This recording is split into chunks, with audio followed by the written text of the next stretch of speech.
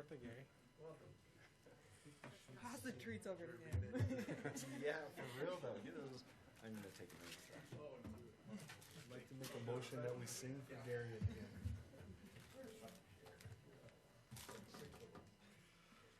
Brittany, should we start, or is Kim coming, or? Kim's coming, we can start. Okay. All right, it is the time, 7 o'clock. Welcome to our Planning Commission on this lovely March 26th. A little bit cooler weather today. I'm a little grateful for. We will move into the agenda items. Let's go on to the consent agenda. I would like to make a motion that we approve the consent agenda of, I guess, from the March 5th, 2026 meeting. I'll second it. Motion and a second. All in favor? Aye. Any opposed? We will recognize Commissioner Jackson tonight. He has been, he's away. We excuse him this evening. We're excited to have Paulo up here, though. We'll move right into regular agenda, item 3.1. Brittany.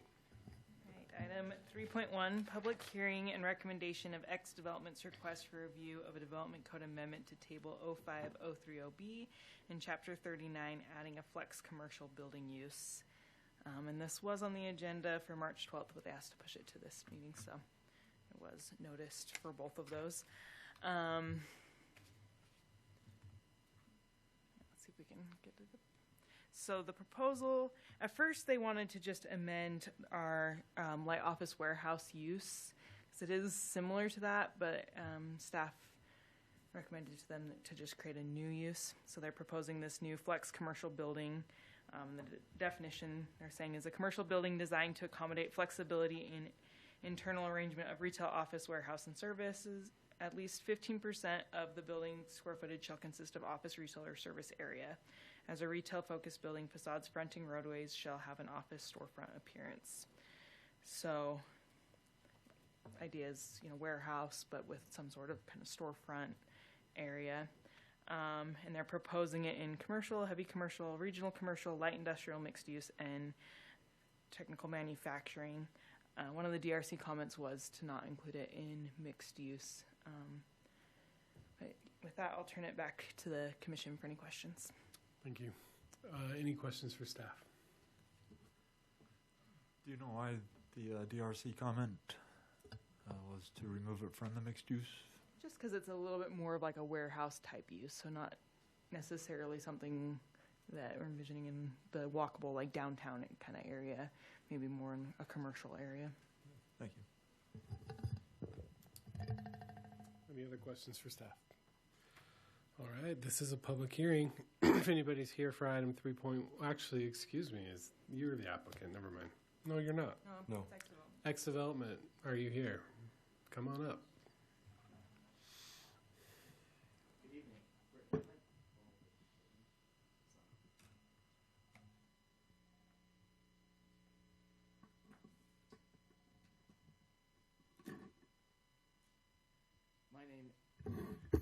My name is Jason Bohl. I am an urban planner with Snell and Wilmer. We represent X Development and are assisting on this application. So thank you for staff, not only for providing staff report, but also, as was mentioned, the comments and going through the DRC process. So we have been looking at we looked at initially modifying the existing definitions that were in the code. As it seems that there's a slight tweak needed for uses that do contain a warehouse component, but also have more of a retail focus than what you typically find in a warehouse component. A lot of times with flex buildings and buildings that warehouse is permitted, you think of industrial parks, and you don't think of a place that customers want to come and look at a showroom or come and try out the goods that are being sold. And so that's where the niche that we're trying to fix with this text amendment. And to go along with that, and recognizing that there is this desire for it to be in the retail zones, the commercial zones, and to have to bring in customers. That's why we did include the design elements to make sure that it is an inviting building. Staff had recommended in the staff report and through DRC, talking about making some small tweaks, which I've put up here as well. We are completely comfortable with the tweaks. I think staff understands the vision that we have, again, that these aren't warehouse buildings that belong in an industrial park, that these are buildings that are in a commercial zone that have tenants that may come and go, but there's a need for that flexibility and for the variety of uses with the market that we're seeing in real estate and the need we're seeing for commercial uses. So we are also, we're comfortable and understand the desire to eliminate from the mixed use zone. And just real quickly, along with, to give you an idea of what kind of buildings or what kind of tenants, rather, would be used in, we'd look to attract to these buildings. Athletic events and trainings, those gyms, those larger areas that, again, you want customers coming to. You don't necessarily want them going to an industrial park, a manufacturing park, but they have that space and that ability to utilize the building. So small startups, technology firms, where there's that flexibility and the business is getting up and going, and what that business model looks like may change from day one to day 365 after they've been there a year. And so having that flexibility and that ability to change within that space is the purpose for we're looking to add this to the code. Again, customer facing, employment oriented, and just an idea so you have an idea of concepts of some of the things that we've seen as far as what it would anticipate to look like. These are buildings with parking up front where customers drive right up, that they belong in a retail and a commercial area, as opposed to larger warehouse buildings, which, have the space, but they're not customer facing. They don't belong in the commercial zone. They're focused more on that warehouse aspect and that trucking aspect. Then this is, again, we see that there's a need, there's a strong desire for this type of use, these type of buildings here in Lehi. And so we are asking for the text amendment to add the definition and add it to the land use code tables. So I'm happy to answer any questions you may have. Any questions for the applicant? I have one. Okay. Sorry. Office warehouse is clearly a thing. We see it all over, right? It's all over the valley. It's all over the county. It's even all over Lehi in a lot of places. Why are we looking to redefine office warehouse as flex commercial? So I think the change and the difference is this isn't, the idea and the concept here is more of that customer facing and bringing in the customers to the site so that there is a sales floor, so that there are customers visiting, not just picking up goods, or not just employees going there and working on the packaging or the office. And so that's the niche, it's the slight difference that we're seeing, that we feel that this definition works a little better than the existing definitions to promote that type of business. In your comments that you submitted to the city, individual suite or unit sizes are capped at 30,000 square feet. So you could have a unit at 30,000, but the building would be much larger. Is that kind of the idea? Yeah, that was the intent. Yep. Okay. Do you have examples? You showed some pictures of possibles, but are there examples around that we could potentially think about?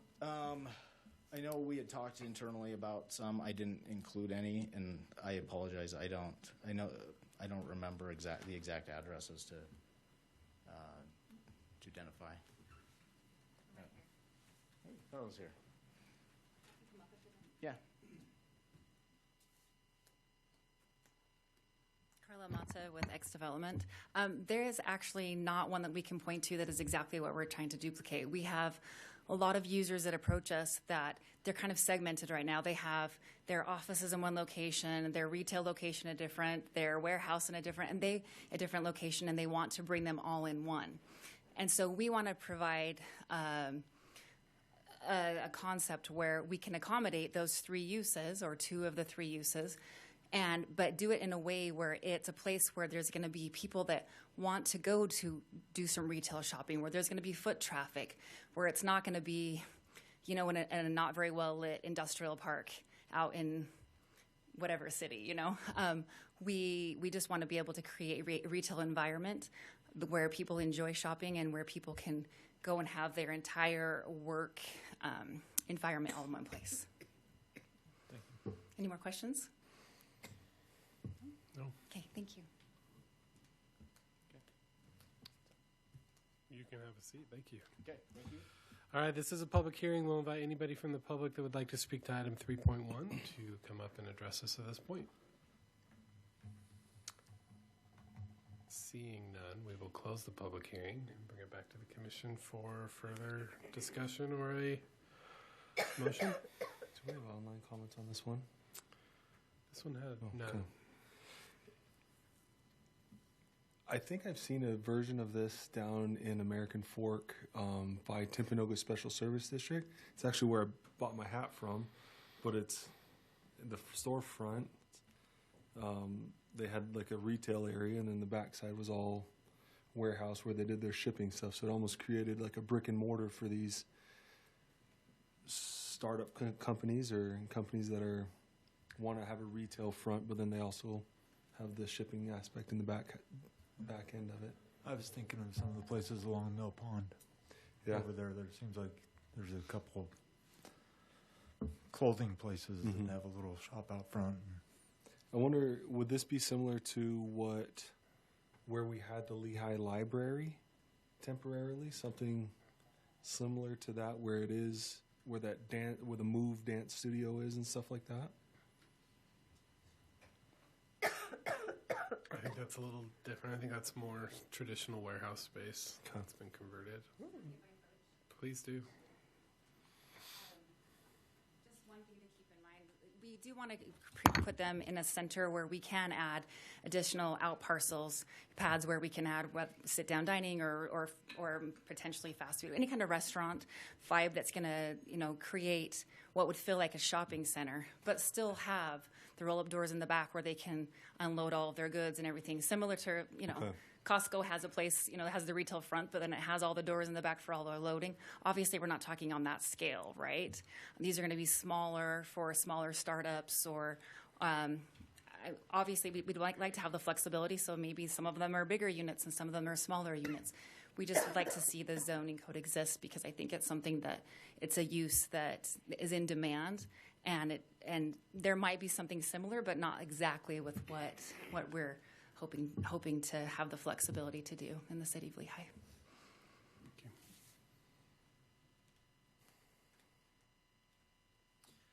I like this. I think it's good.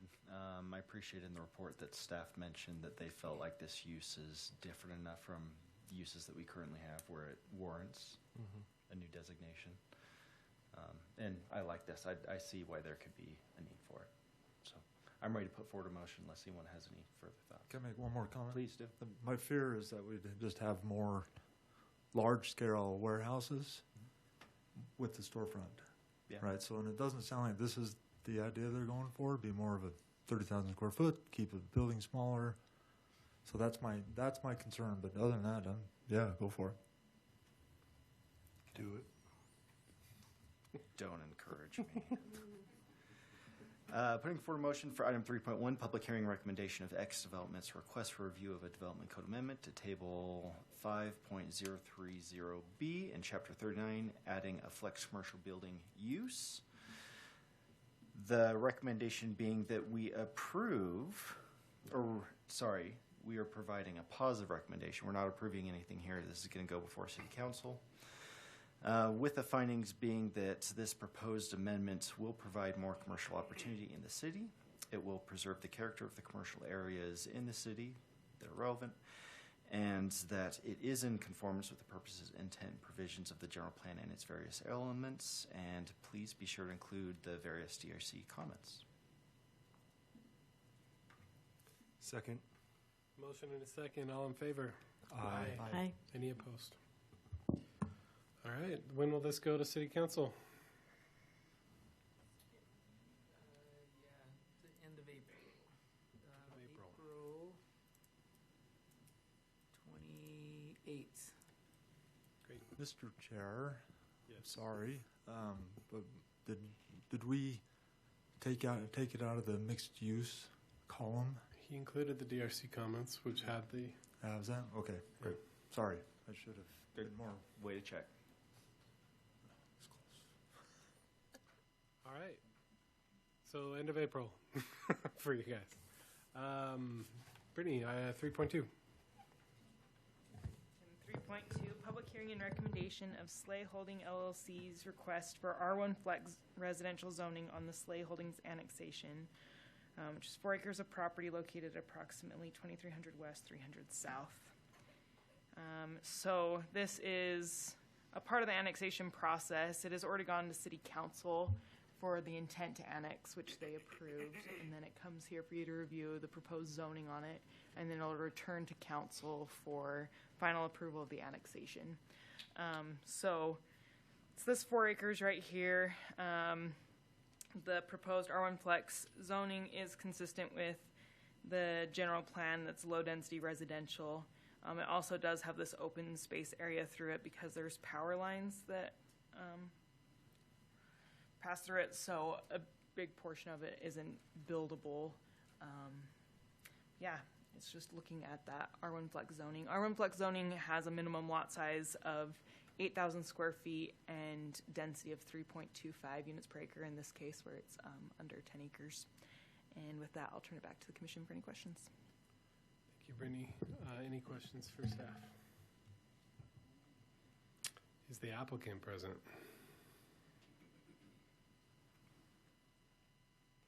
Hi there. Hi. We're just proposing for final approval for the annexation. Can we get your name? Shane Yates. Shane Yates. Anything you wanted to add from the report that we missed, or? No, I think we've covered. I mean, we've been working with Kim and the group, and so this is what they were proposing, I believe. So, Okay. Any questions for the applicant? Are any water rights coming with the property? we'll have to put them in once we develop it. Yeah, but I don't have any water rights at the moment. No. Okay. All right. Well, pretty easy for you tonight. Yeah, pretty easy. Hopefully, huh? Okay. Thank you. This is you can have a seat. Okay. Thank you. This is a public hearing. If anybody is here to speak to item 3.2, we will open the public hearing now. Seeing none, just want to confirm, were there any there were no comments online. So we will close the public hearing, bring it back for further discussion or a motion. Gary, I think this question's for you. I'm remembering some moons ago where we talked about, it was either this property or one of the adjoining properties, and we were talking about the connection between Gray's Drive there and these soon-to-be neighborhoods. And from what I remember, the connection point is going to have to be on the south, so it's not going to actually, those roads aren't going to cross by a T. They're going to be staggered a little bit. Am I remembering that correctly? If I understand your question right, yeah, there will be an intersection plan for there. Yep, correctly. And it will come across and swoop down and go on the southern part of the property into Auburn Springs, which is being worked on right now. Okay. So yeah, it will go through there.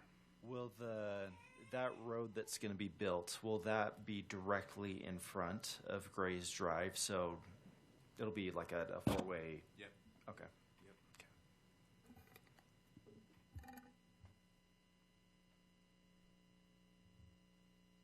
Any other questions? How do we traditionally handle these in the past where, as part of the R1 flex zone, it says they have to bring over just shy of 1.6 acre feet of water and 2.1 acre feet of irrigation water, but the applicant doesn't have that ready at the moment? I can try and answer that. So the city does work with Lehi Metropolitan Water District, and normally. There are times when they run out, but I know as of right now, they have some water available.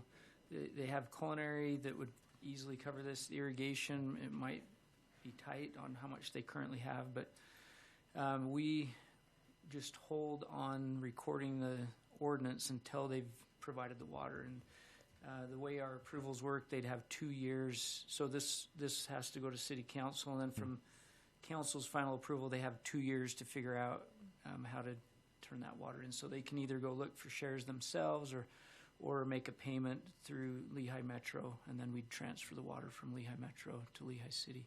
Okay, sounds good. Thank you. Yep. I'm in a good mood tonight. I'm ready to approve this one as well, unless anyone has. I would love to hear a motion. Do Okay. Okay. Putting forward a motion for item 3.2, public hearing recommendation of Slay Holdings LLC's request for R1 Flex residential zoning on the Slay Holdings annexation, 4 acres of property located at approximately 2300 West, 300 South. The recommendation being that we approve the proposed zoning on the property to be annexed with the findings that it does conform to the goals and policies of the general plan. And please include all DRC comments. Second. Recommendation again to city council. So Thank you. Recommendation. I'll second the recommendation. Awesome. Motion and a second. All in favor? Aye. Aye. Any opposed? What did I say? I thought you You said said approval. I said approval? Thank you, Brittany. Just keep them coming. Keep them moving. 3.3.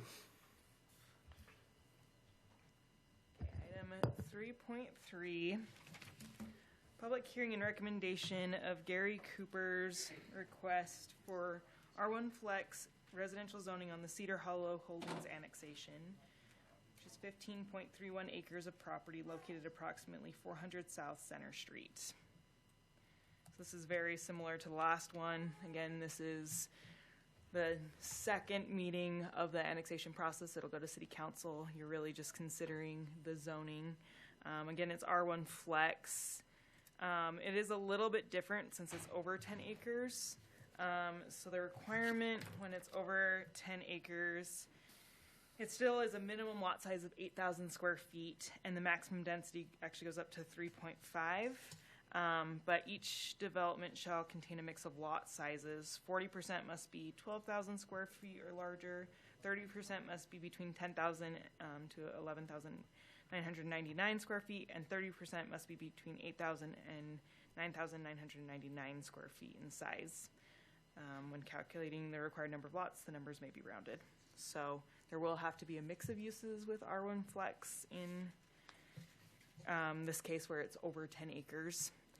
But the proposal for R1 Flex is consistent with the LDR low density residential general plan designation that's in place for that area. Brittany, did you say mix of uses? Sorry, mix of lot sizes. Just making sure. Okay, that's new to me. Okay, I'm sorry. With you're that, I'll done? turn it back to you for any questions. Any questions for staff? So a mix of lot sizes from what size to what size? So yeah, that's what I was just stating. So 40% have to be 12,000 square feet or larger. 30% have to be between 10,000 to just under 12,000. And 30% must be between 8,000 and 10,000. I have a question for Brittany. So we're not considering anything except the annexation tonight? So it's the zoning on the annexation. The zoning on the really. annexation, okay. Yeah. No other questions for staff? Is the applicant present? Oh. One of these times you're going to say yay, right? Guess Gary's not here, but yeah. Wait, what's your name? Tony Train. Oh, okay. Sorry. Sorry. Yeah, I think there was a little bit of confusion with some of the neighbors too with that R1 Flex sounds like a higher density. It's really not the high density. But the big push for bringing the annexation forward, and I think most people know, is the intent is the church wants to build a church here. So we've been working with them to try to come up with a layout to get the church here. But we need to bring the property in order to get it done. And the intent is to bring back something that works in the R1 flex zone. So you'll have those kind of mix of lot sizes. But any questions? Just for clarity, this is not multifamily housing.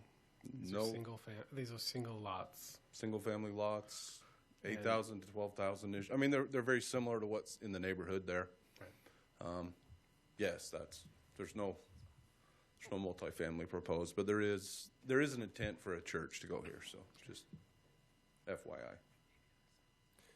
Tony, same question I asked the previous applicant. Do you guys have water rights that are coming over with it? There's water rights, Okay. and to be fair, yeah, to Kim's point, I kind of help with a lot of those, so we work with those to get the right water rights. But yes, there's some, and you're always going to have to scrape a little bit to find water rights in today's world. Mm-hmm. So yeah, there's water rights with it. Thank you. Do you have a question? It looked like you were about to say something. No? No. Okay. Okay, Any other questions for Tony? I'll sit down. Thank you. All right, this is a public hearing. If anybody would like to speak to item 3.3, we will open up the public hearing. Seeing that there's maybe a few that would like to speak to this, which we are excited for and welcome, we will give a limit on time. Let's go a minute and a half, 2 minutes. We'll go 2 minutes. So my name's Jay Bodine. I live in that neighborhood just to the north of that. And my concern is just when I look at R1 Flex online and I'm trying to figure out the definitions of it, there's some unclear points, such as if this was, once it's R1 Flex, could he apply for PUD, PRD, and then change that use as far as to, smaller density? Because the way I read it online, it's unclear to me. Great question. Any ideas? It's not a back and forth. We'll hear your questions, then we'll Okay. address them after. All right, thank you. Thank you.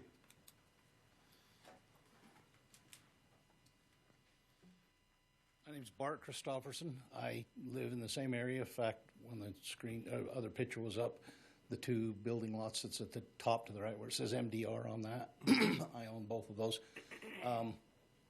I'm excited for this to go in because currently, right where it says MDR, there's a power line that goes over the top of that feeds the house that's abandoned.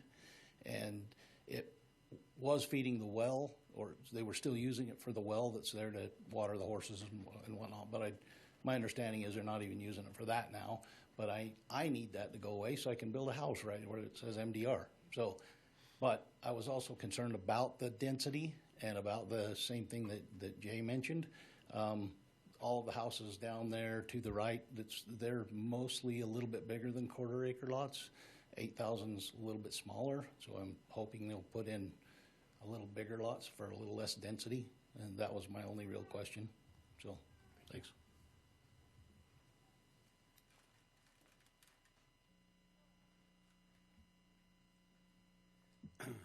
Merrill Carson. I live across Center Street to the west of this development. I have a question. Does the R1, I forgot what the name. Flex. Yeah, R1 Flex, is that for the whole 15.3 acres? Or is that for just the part where the houses will be built? Mr. Train mentioned a church going there. Is that the same? R1 Flex as the place where the homes are? Great question. We'll address that with Tony after. I'm sorry, I can't hear you. We'll address that with Mr. Train after and have him answer that question. Okay, all right. I was just asking that, and so thank you. Thank you. Would anybody else like to speak to item? Welcome. Come on up. Hi, I'm Camille Leonetti. I live right in that bottom part. It's the southeast, and it's a lovely little neighborhood with lots of little kids running around. So I am worried as well about the Lehi City Code with R1 Flex, it says in Chapter 5, Section 2, subsection D, that it talks about the PUD or PRD developments may be allowed, and in such cases, that lot size mix requirement does not apply. So it could bend the rules for the zoning, like the minimum lot sizes and setbacks, and I just think a ton of traffic from high-density housing would not fit in with what's currently there and all the little kids. Thank you. Thank you.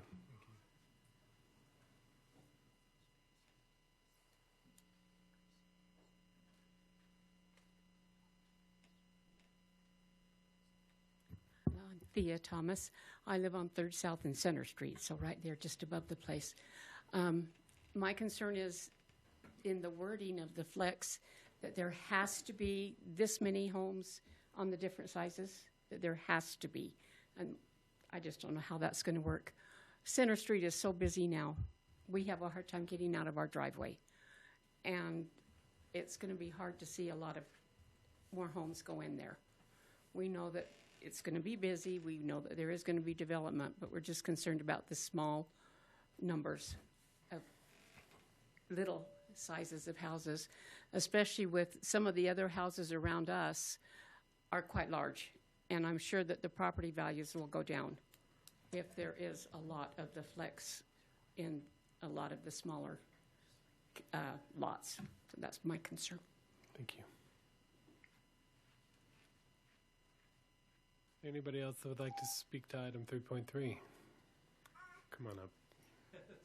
Sorry, Jay Bodine again. Yeah, I just want to address also the traffic.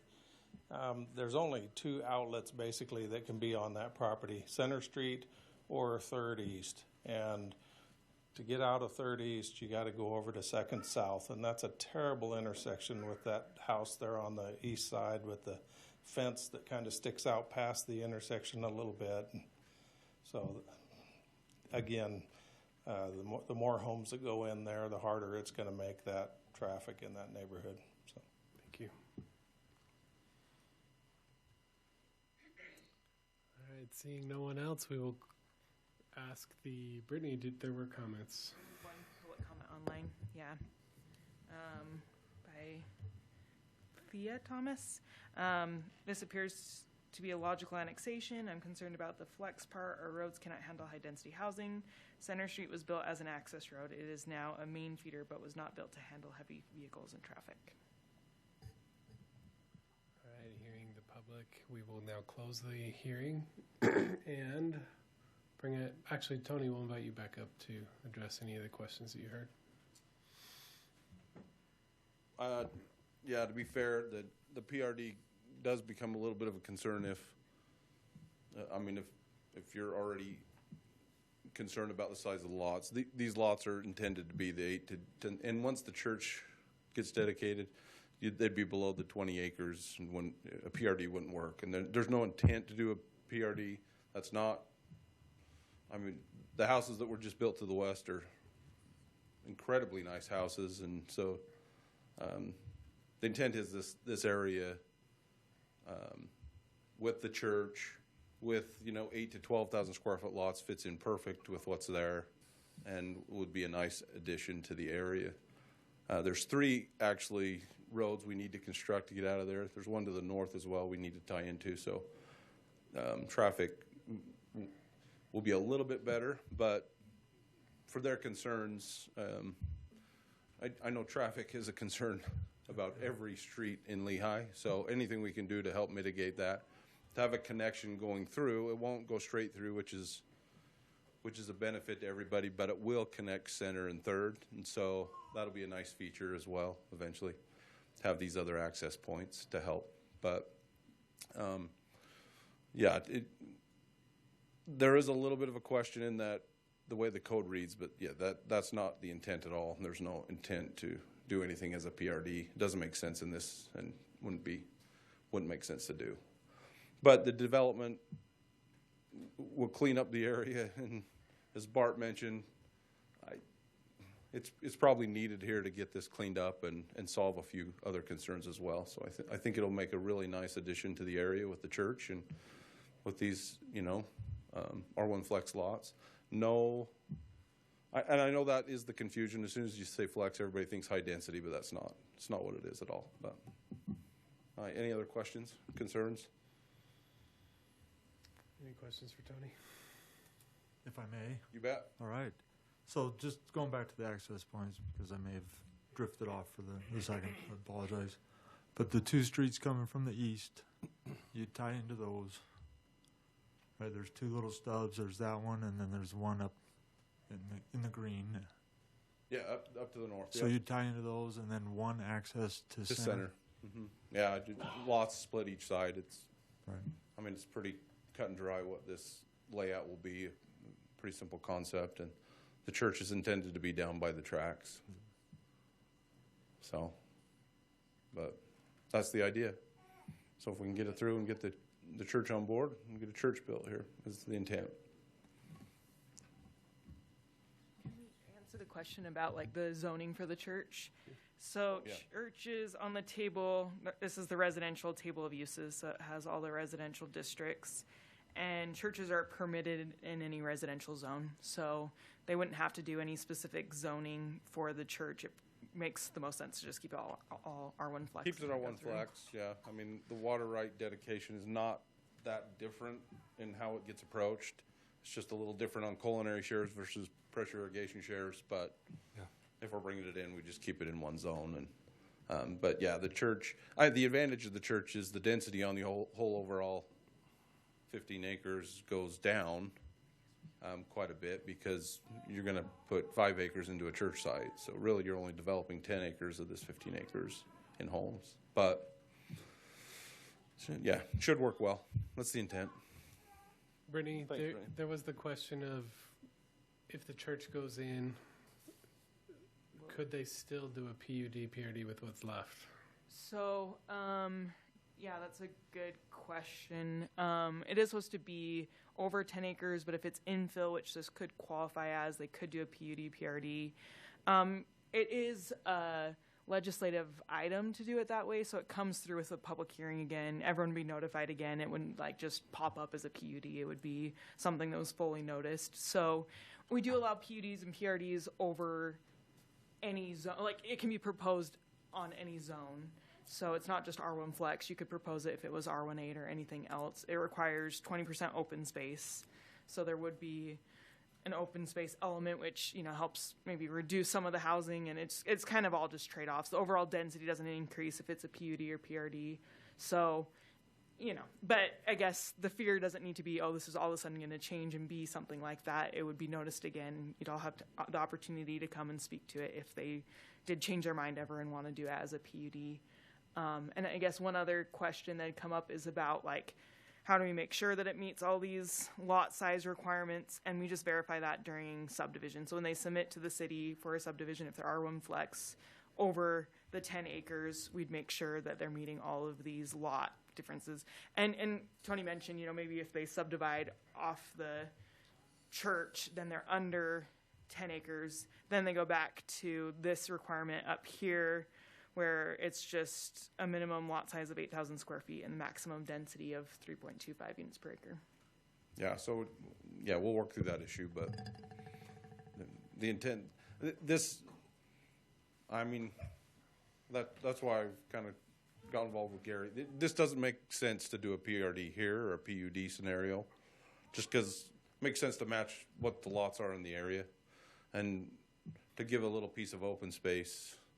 I mean, if the church came back and said they want to buy it and do a little bit of open space, we could work with them then. But right now, there's no sense in doing that. I mean, it doesn't make sense to do a PRD here.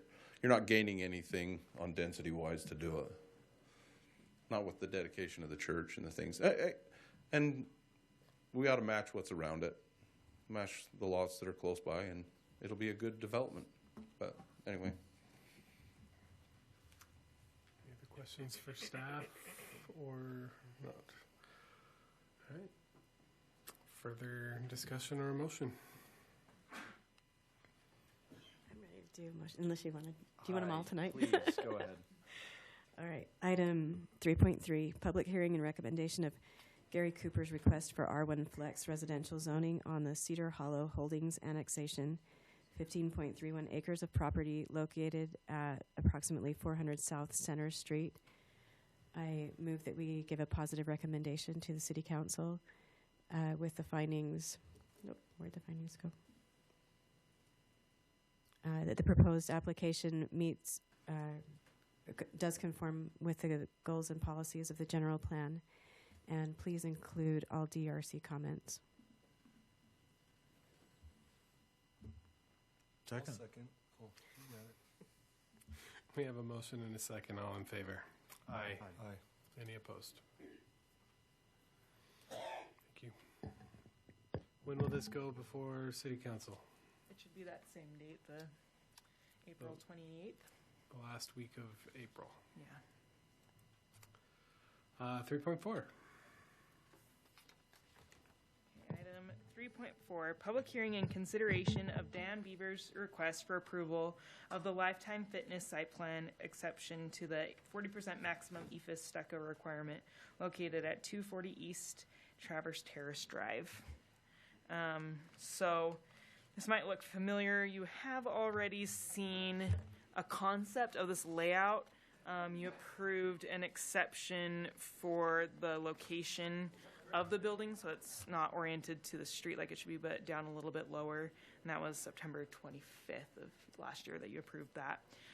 So now the applicant's coming back asking for an exception to the maximum EFIS to do just a little bit more.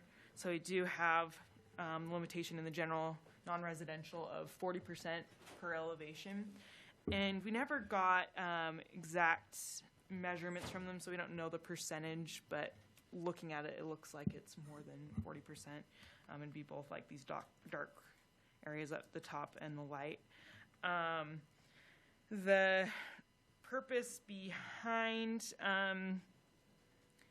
limiting EFIS is it can sometimes be a cheaper material that gets older sooner, kind of chips, can look not as good. And then also can create kind of those monolithic looking walls without much variation. So those are two of the main reasons that it's limited. Section 37.010 tells you what to look at when granting an exception. It says the applicant shall provide evidence that the exception to the design standards improves the design quality, walkability, bikeability, or ability to conduct the proposed use on the subject property. And it's as determined by the city or the planning commission. And the applicant shall provide justification on how the proposed project fits with the purpose and vision of the design standards district in which it is located. And with that, I'll turn it back to the commission for any questions. Thank you, Brittany. Any questions for staff? Is the applicant present?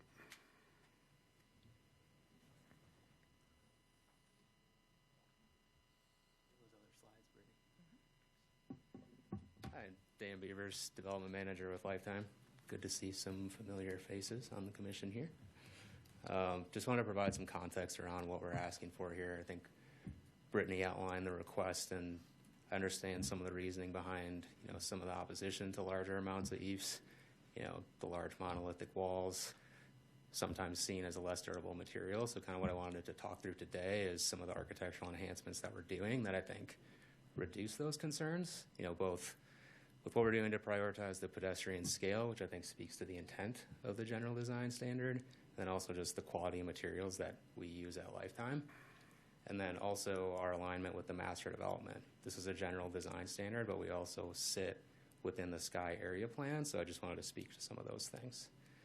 And then lastly, this is one of 3 clubs that we're bringing to the broader market in late 2027, so we're super excited about that and just want that strong brand alignment when we bring those 3 clubs together. So you can click to the next slide there. So these are the elevations that you've already seen, and just to speak to the consistency here, these haven't changed since we were here in September. So now that this has been brought to our attention, that's the reason why we're coming back at this point. Would have loved to do this in September versus 4 months away from mobilization, but that's where we are today. To speak to some of the elements we're proposing here, first and foremost, I think some of the breaks in the massing are really important to address this commentary. Where we do have the larger portions of eaves, that's where we're doing, you can see slightly on these elevations, steps in the parapet and then color variation in that material. And then intentionally aligning those two things, I think, is what helps really break up what's considered that monolithic wall and give kind of a sense of a reveal in the architecture. Beyond that, we've got decorative lighting all over these buildings. There's sconces that flank the entrance. We have a linear light that wraps the cornice detail. It's a really cool light that kind of washes down the entirety of the architecture. And then all of the signage that you're seeing here is illuminated as well. So the 4 larger lifetime signs that you're seeing, those are all halo lit, and provides a nice accent on the building as well. And then to speak to the pedestrian engagement, this is where we really highlighted specific elements of the architecture and the elements that pedestrians actually approach on our building. So specifically, you can see the masonry wraps the entirety of level 1, and then we go to that eaves material on level 2 where you're further away from where the pedestrians actually engage with the building. And then we have our stone and our glazing that wraps our primary entry. We've also got some metal awnings on here. They're kind of shown in that bronze color wrapping the corner of the building, and then of course at the primary entrance. So this slide is just a few representations of some of the materials that we've used on recent clubs that we've built, and I wanted to highlight a couple of things here. First, the image on your left is an example of one of our main entrances. So this is kind of where all the materials come together. You got the stone masonry that wraps the entrance, the glazing, of course, the canopy on that entrance, and then off to the right of that image, you can kind of see the design intent where the brick comes up the first level, and then you have the eaves above it. The top middle image, I think, just shows the amount of detail and quality that's in our metal awnings and how that engages with some of the stone materiality, and you can see the eaves above that as well.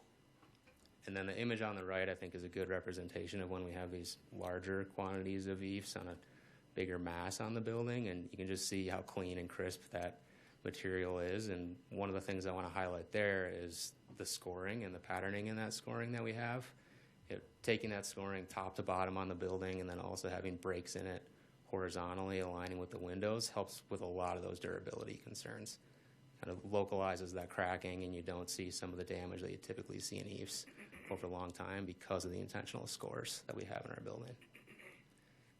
Bottom one is just an example of this. Just our most recent installation. That's an active construction site that we have. It's actually in Southwest Las Vegas. At a smaller scale, you can see how the different materials kind of tie together and the different colors work together.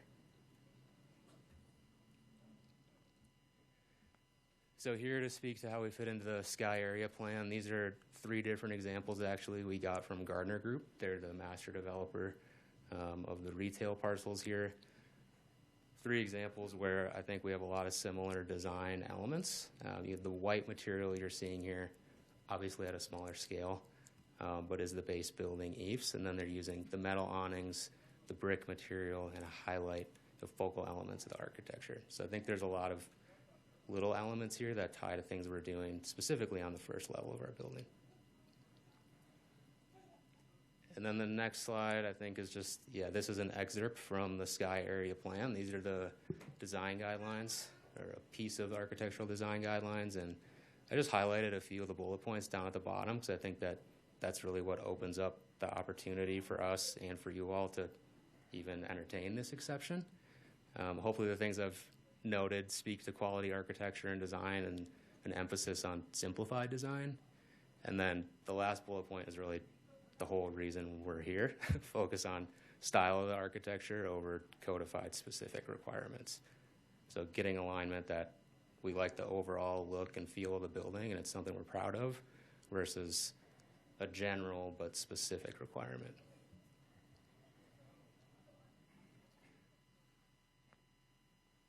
Then the last slide, thanks Brittany. This shows the 3 clubs we're bringing to the market, and we're super excited to bring these together. All of these are, I hinted at this, but they're within 6 months of mobilization. The Harriman Club, we're mobilizing within the next couple of weeks, so that's going to be the first one. We're really excited about that. And then we have our club in Holiday, and then ultimately in Lehi. And you can kind of see the similar design qualities in each, and we'd like to maintain that so when we come to a market like this, we can really grow that brand presence. so that when people go to a Lifetime in Lehi or Harriman or Holiday, they feel like they're getting a similar member experience. I think that's really all I had for slides today, and appreciate the time and consideration of this, and willing to answer any questions that you guys have. Any questions for the applicant? I have a question. Of course. So the Holiday one looks different. Yeah. Is it still stucco? It looks like the facade or the entrance has popped out a little bit. The overhang, which I think that looks great. The little overhang makes it not look like a box. Yeah, it's a site-specific change for that one. That's a much smaller site. It's only about 5 acres. So we're actually doing a custom club there. But to answer your question, yes, the materiality is all the same. It's got the stone and the masonry that wraps level 1, and then around the main entrance, and then eaves up that second level. But the Harriman Club and the Lehi Club, they're actually the exact same prototype that we're bringing to both markets. I have a question for you. Are those different retail outlets on the bottom floor, or is it all? It's the same. All Lifetime. Well, it's the same in each club. It's our Life Cafe and then our Life Spa. So they're different amenities that we provide within the club. So there's one singular point of entrance. It might look like there's different entrances there, but you go in at the primary entrance, then you access those elements from the interior. Gotcha. Thank you. Yep. So the exception is asking for the ability to use more than 40% stucco. Correct. So why do you want to use more stucco instead of other materials? Yeah, I mean, for all the reasons I outlined, but I think the Sum biggest, it up for me then. Yeah, Good, thanks. The biggest one is these are steel buildings, so that kind of guides what materials we can and can't use. And to take brick up to the amount that we would need to meet this requirement was just a crazy amount of brick. It would have to go above the head of the upper story windows, and just aesthetically, we didn't like the feeling and the mass of that. And then also with these being steel buildings, makes it super heavy with that amount of masonry. And then there's implications to our whole steel structure as well. So besides masonry, are there other materials that you could use? I think metal panel is the other material that we have on the building as well. But to do that across this scale is just cost prohibitive. Okay. There's concrete materials, but these aren't precast buildings. It's the steel structure that's guiding some of the materiality that we can do. And potentially you could put more windows. There could be more windows. The reason we have the amount of windows that we have, a lot of it's driven by what's happening on the inside. There's actually floor plans in here if you want to flip to it, but with all of our fitness programming up on the second level, that's why you see slightly less windows on the second level, because we've got the larger, squat racks, mirrors, et cetera, that take up that wall space. And you can see there as well the pickleball courts in the lower left corner. Are they outside the building? No, those are interior. They're going to be inside? Yep. While you're still up here, I think Ken and I are on the same page, and that to me this looks like a nice monolith. And it seems like the purpose of using eaves or stucco is, to your earlier point, to keep costs down. And so one of the purposes of having the eaves minimum is to make the community look really nice. Mm-hmm. I do think this still looks nice, but it looks like a nice monolith still. Mm-hmm. And I understand that concern, but it's a building that we're proud of. We think is going to look really nice. I think some of the things I spoke to, like the standard and the quality that we hold our clubs to, is going to elevate what you might think of when you normally think of an eaves monolith. And then it's something that we're going to take care of over time. We're the owners of these buildings, but we're also the operators of these buildings. So it's not a situation where this is going to go get sold to a different operator, and then who knows what happens to the maintenance of the building. It's going to be Lifetime that's responsible for this building. And we know that the look and feel on the outside is the first step to a quality member experience, and we never want to compromise that. So I certainly hear the concern, but we still feel like this is something that's quality architecture and will look good over time. And especially day one when we install it, we like the clean, crisp look of the eaves. Feel like it's a little bit more modern than doing the whole thing just in masonry. The last time we had a request for this exception, which has happened, not from you, that it's happened, was the sanctuary. The sanctuary is a high-end luxury apartment complex. I don't know if you're familiar with it. I'm not. It's here in Lehi. They came to us and they basically begged. They pleaded and said, we would like to do this and here's why. Right? And then they laid out, I remember many different things that they said, and they said, this is not a cost efficiency. Right? The way that they were going to put on their stucco was stylized in a way that it did accentuate the building. Yeah. It did give some variation, although it was in excess of our code.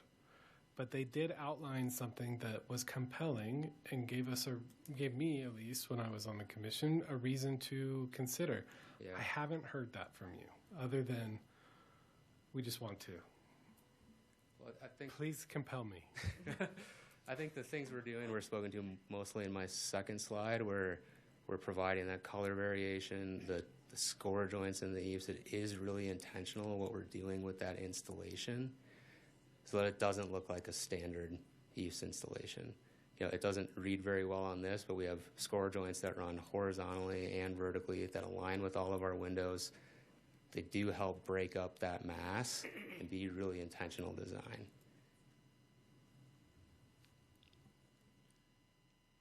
You have the percentages. One of the comments from DRC was provide the percentages of each or the stucco to the other stuff. Yeah, it varies by facade, but generally it's about 2/3, 1/3, so around that, 67%. The front facade is less. The sides and backs are a little bit more. I'll say one more thing. Sorry, I'm pointed. I'm not in favor, right? I'm not liking what I've seen. And if there's certain things we can talk through to... You showed some great examples of other buildings that you've had, all of which would meet our code. The examples that you showed, right? They had facades that had more windows. They had more...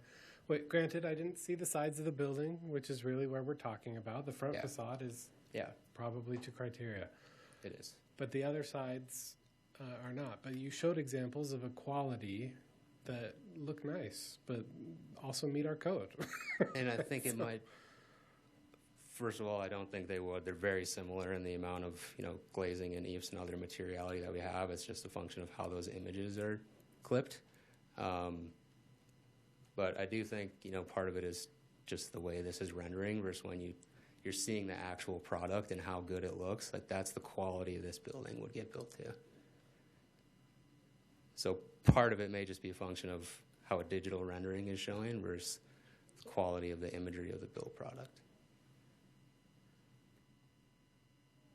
Should we wait till Herman's built? We'll have we do need Just to kidding. have I'm not. a public hearing. It's not going. Any other questions? What sides do these face? Right now, it just looks like it's in the middle of an empty field. Yeah, so which is facing? So the front faces north, and then our pool side is west, east. It's the opposite, and then the back side of the building is south, which faces the highway, which I think is another important consideration. The only buildings that are really anywhere near us are the retail buildings that I showed examples of, that I feel like we have worked with Gardner Group to get a cohesive design. To the east, you have Texas Instruments, and to the south, there's a regional detention basin that you look across ultimately to the highway. So the bottom of the page is north. Top of the page is north. Top of the page is north. Yeah. That's the so you've front of the got the front of your building, you've got a parking lot, and then you have 2100, or not 2100, Timpanogos Highway. Timpanogos is on the bottom. Timpanogos is to the south. Yeah. And it's farther south. The white space that you're seeing there is the start of the retention basin. You cross that and then get to the highway. There you go. So it's like right here in Yep. this area. Front would face north up towards the low hills. Oh, okay. So most people are seeing it from the back. Yeah. Which which is very Right. bare. Yes. Right. Seen it from the back, but So from the a highway, that's the back 500 is the feet third away. one. Is the back the third? That image right there. Yep. Okay. So we do have those relief elements there, the drops in the parapet, the change in the color that I think help break it up and provide some interest. And then you can see the glazing that we have on level 2 as well. That kind of balances where we have our illuminated signage up in the corner. So on this facade, you're looking at 67% stucco. Yeah, around there. Yeah. More? I think more. These are the ones that are going to be slightly more. It's probably around 70. And then the front is lower. The front's like 60%. I kind of averaged it out when I said it's about All right. 2/3, 1/3. Okay, thanks. Any other questions for the applicant? Thank you. Thank you. This is a public hearing. If anybody is here to speak to item 3.4, we'll open the public hearing now. Come on up.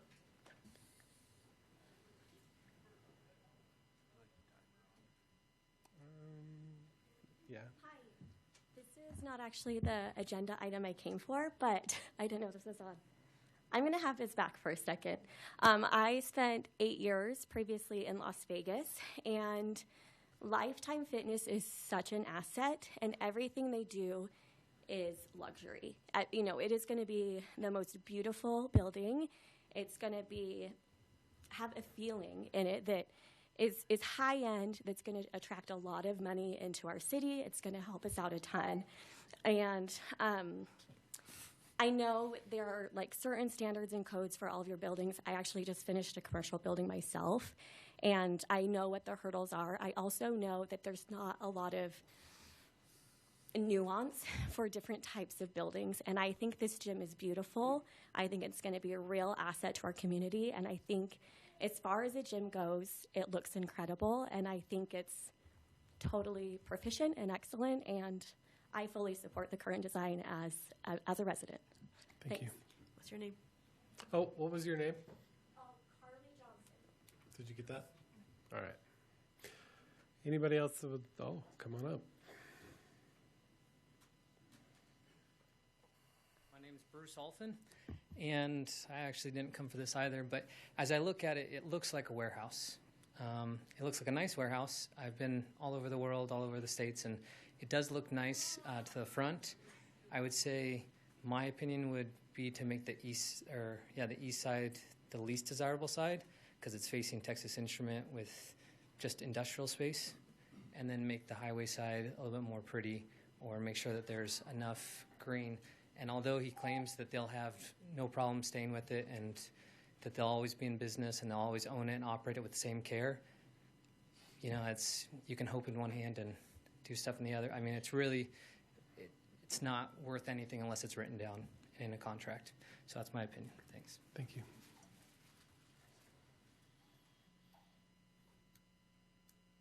Oh, anybody else that would like to speak to this item?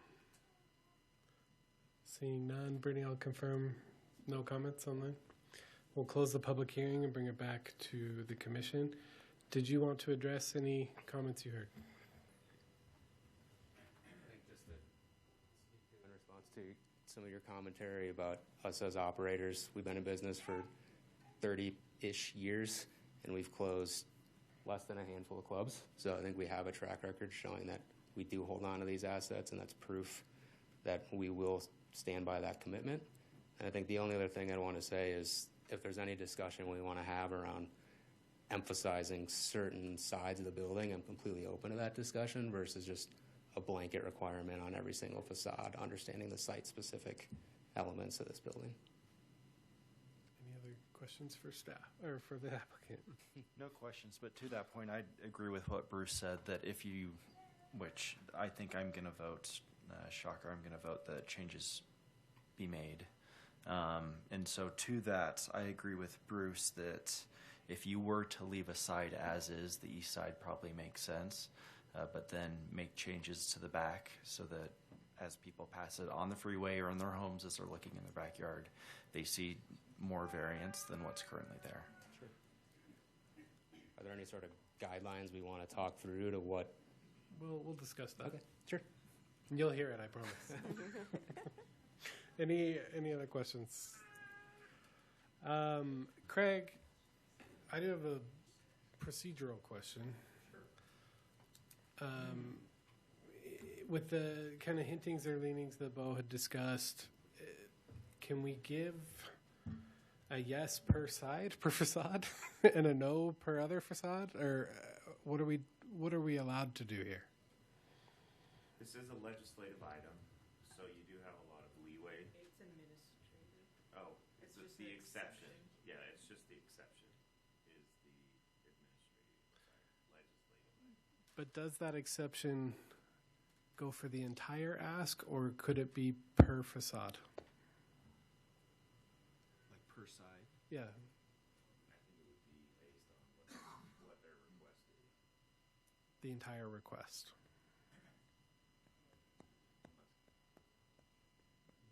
We haven't really ran into that in the time I've been here, but Yeah. I think with regards to the building, like I said, it's an administrative item that if it meets the code, it meets the code. But where it doesn't meet the code, which is why they're asking for an exception. That's a legislative item. And what you're to look at is, does it meet the vision and purpose of the general non-residential design district? The proposed exception has enough or does not have enough justification to grant the exception. And 3 additional findings based upon the information presented during the public meeting is enough if you believe it should be granted.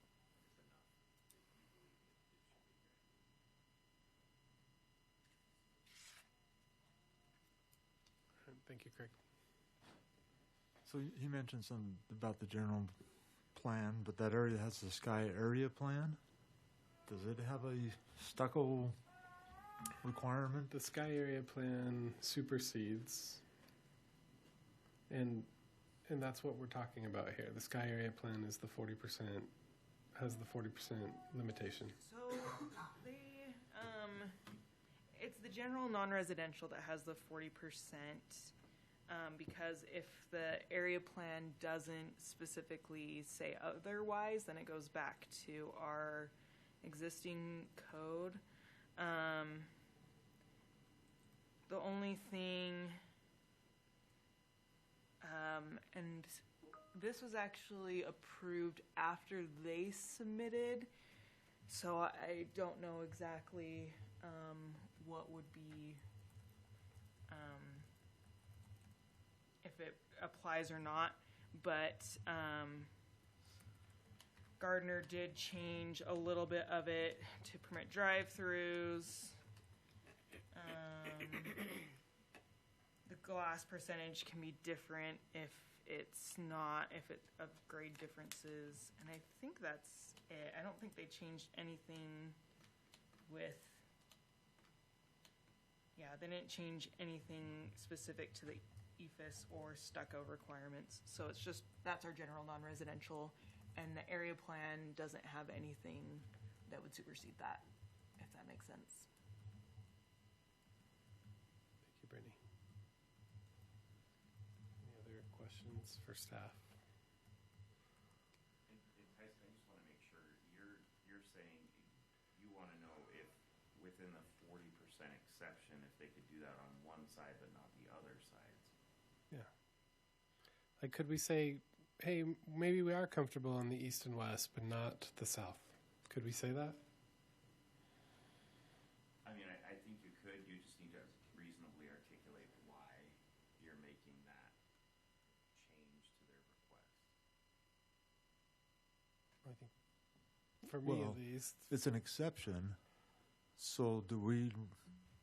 I mean, I feel like the burden of proof is on them, not so much us. Yeah, But our findings have to have. Yeah, your findings on why you're only granting an exception to Or not. some, but not Oh, all. not all facades. Yeah. So, and I apologize if I misunderstood your question the first time. But. Well, and I'll speak to at least my opinion here. The high amount of traffic, the visibility, would be a reason that I think that the south side should meet, or at least come closer to our standard. and where I'll acknowledge the public, I think it was Bruce was his name, made sense, right? The east and west, which are going to be less visible, not invisible, but not as prolifically visible. And so that would be my reasoning for why the south side, I think, should be held to the higher, or to a higher standard. Whether 40% is the number, I think we can discuss, but definitely not 80, 70, whatever we're at, right? That's my opinion. So, I mean, not only can you see it from Timpanogos Highway, you can, because it's up on a hill, you'll be able to see it from down below. We can see where I live, way up on the west side, and blank walls are kind of not great. Brittany and Kim, how quickly can an applicant reapply for an exception? Can they reapply if being denied an exception, I guess is a better first question. You could, as long as when they reapply, if it's substantially different, which I would think, if they came back with if it was, 1% different on their new application, we say that's not substantial. But if they came back and said, okay, we are going to cut in half the area that we were asking for. But yeah, I think along with what Craig was saying, I would think you could give a partial, or if you're inclined to deny it, maybe you articulate what you would want to see, and then they could come back. Yeah, but yeah, it's exceptions. They'd file a new application or go back to DRC. We'd re-review it, and then back here. So it'd probably take 3 weeks to a month. Okay, thank you. Because the applicant can reapply for an exception, I would lean toward not giving them like a partial pass. I would rather them just go back and redo, and let's say they drop it down to like 50% stucco, then I feel like we could have a better conversation. I'd like to see that within our guidelines, 40% or lower, but they do have the option of reapplying if they so choose. And so because of that, I'd rather not do a partial pass. if we go that route, I would like to give the applicant some clear instructions or guidelines of what we would expect to see or hope to see. That way they're not spinning their wheels and wasting time. With the understanding that it does have to come back. Mm-hmm. It would You're not guaranteeing it will pass. Absolutely. I think for me, like, if 40% is the standard and he's asking for 67%, that just seems like, why have the standard in the first place? If it was closer to like a 50% ask, I think I'd be in favor of it, but where it's almost 67 is generous. I think it's higher than that. We don't know. We don't have the figures, but agreed. I hope the applicant is paying attention and hearing some of our concerns. Any other discussion that you wanted to have before we move towards a motion? So one other idea, process-wise, I think, I'll see if Craig agrees, I think you could table it and give some input, and they could come back with a revised request And without having to start. Without reapplying. Mm-hmm. I think that's an option. Do they have to request the table, or do we table it? You could table it, give them some direction, and then they can always withdraw their application if they just say, you know what, we disagree, or yeah, we're just going to go back and meet the standard. Yeah. I like that better. I don't necessarily want to force the applicant to go through another application process with a fee and everything else that comes with that. They've already paid a fee. I feel like we could potentially table it and provide some guidance of what we might be expecting to see. I love it.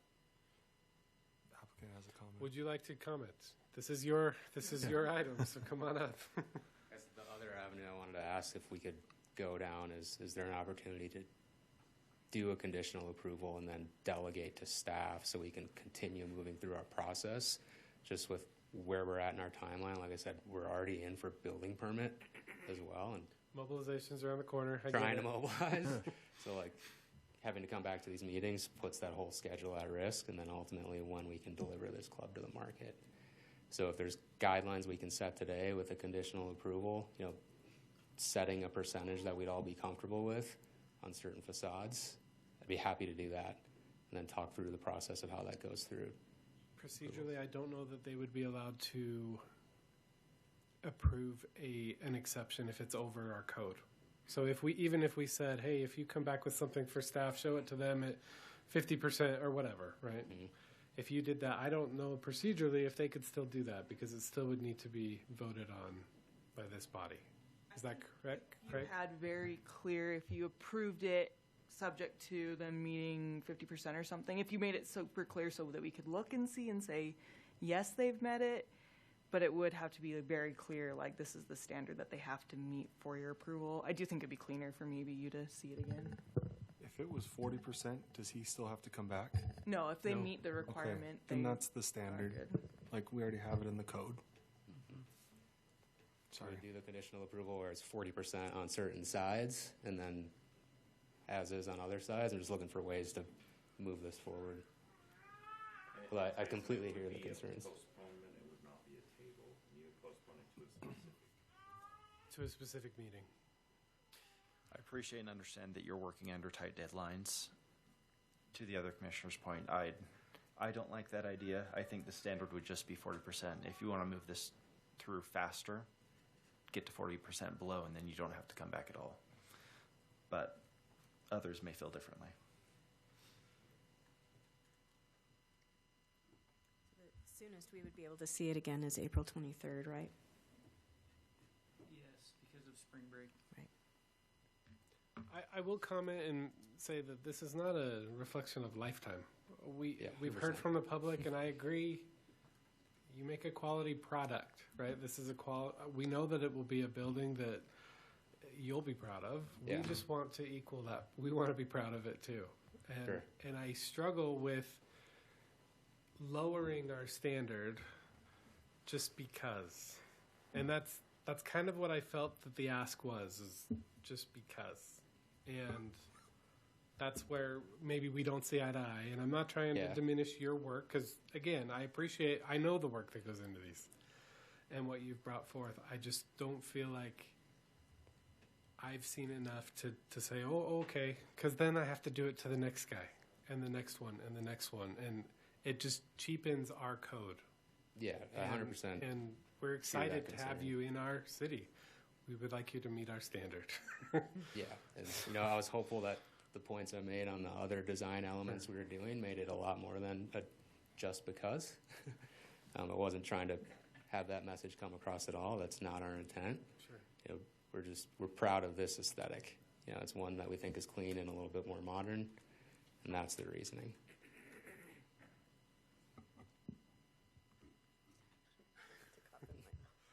For feedback, me personally, I'm not speaking for the commission here. I am not uncomfortable with the east and west facades. I am uncomfortable with the south facade. Just with the amount of visibility from the highway, and then, of course, our front facade. Yes. Understood. Take that as you will. Appreciate that. Thank you. We need to have a motion to, what did you call it? Not tabling, postpone. To a specific meeting. Which would be April 26th, correct? 23rd, excuse me. I thought so. Okay. I will entertain a motion. Before you go into that, are there specifics that you would like to see? Because if we're just coming back with the same thing, I don't think that helps them very much. But I think if you give them some. Do we have a number in our minds that we would be comfortable with? 40%, you can just keep it at 40%. But then they wouldn't have to come back. I'd like to see closer to 50. Between 40 and 50, or are you comfortable with 52? I mean, let's give them some guidelines. So, close to 50. I would say less than 55. We're splitting hairs now. I don't know what that means on this Right. building. Even with the understanding, even if he comes back at 50, it's still like still need to feel good about it, right? It's still an exception. And so it's not a guaranteed pass, even if it is 50, right? 40% is the guaranteed pass. So. And I think it would have been nice to know the percentages on these facades instead of, like, I'm sitting here trying to conceptualize, well, that is that 60%, 70%, 40%? It's hard to tell. So that would have been nice to have that number right there. Do you have it? Yeah, close numbers. I mean, I spoke. I don't know, Tara? Sorry. Please speak. Yeah, thank you. Spoke to it slightly earlier, but on the front, we're at 60%. And then this is by code that excludes the glazing, so it excludes windows and doors. So that's also what inflates these percentages. You take that out of the equation. So 60 on the front, we're at 73 on the east and west, and then 75 on the back. Oh, so on the back, 75% of that is stucco. So if you want to see 50, what roughly gets you there, and I think it's closer to 55, is we take that masonry up to the sills of the second-story windows. I would even be comfortable saying matching the percentages on the front, giving you more flexibility for a beautiful design. But I'm not speaking for them, and that's not a vote. That was 60 on the front. On the is front? 60. Yeah. Okay. It drops a lot lower when you include the glazing, obviously, but with that taken out of the equation, it's just eaves versus masonry. And glazing looks like window, but is not a window. Right now, it's the windows and doors, the glass. The glass. Okay. I appreciate you working with us and wanting to talk about it. Likewise. Again, I don't want to be overly difficult, but I also love I understand. I like our standards. I like what we have in the city, and I want to protect them as much as we can. Yeah. Appreciate all of you working through this with us. We know it's a big ask we're doing here, and just want to keep it moving forward, and we want a quality product as well, so appreciate that sentiment for sure. Did someone want to present a motion? Okay, item 3.4, public hearing consideration of Dan Beaver's request for approval of the Lifetime Fitness site plan exception to the 40% maximum EFOS stucco requirement located at 240 East Traverse Terrace Drive.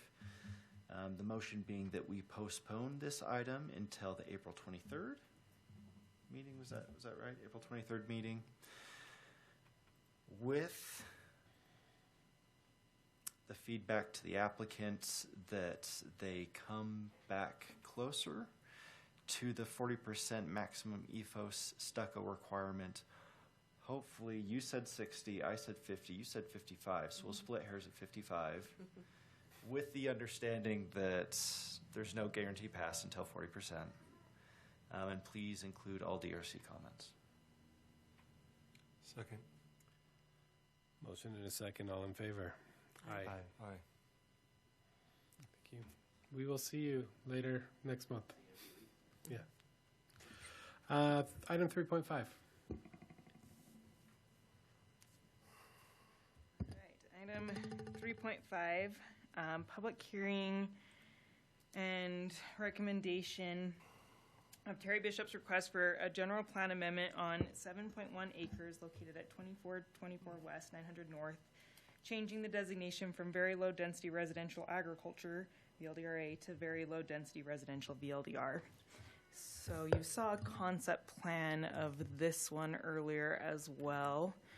The proposal is to go from half-acre lots to third-acre lots. The surrounding area is all VLDRA, but the lots in College Farms was a PUD, so they have reduced lot sizes because they did open space. So a lot of the lots are closer to that 15,000 square feet. So the applicant is proposing to match those surrounding lot sizes by doing that. By going from R122 to R115, it equals going from 12 lots to 17, but there's probably no way they could ever get 17 lots just without, meeting the minimum lot width and the roadways that need to go in and everything. So it really wouldn't increase the density as much. They aren't wanting to do it as a PUD because they'd have to provide open space, and there's not really enough land to make that feasible. With that, I'll turn it back to the commission for any questions. Thank you, Brittany. Any questions for staff? It looks like these plans at the end of the packet, I'm seeing 11 lots. Is that accurate? So what they're proposing is 11 lots and not 17 lots. There is one that's 13. The one right above that. Thank you. Yeah, so I guess this is just the proposal for the general plan, which changes the zoning.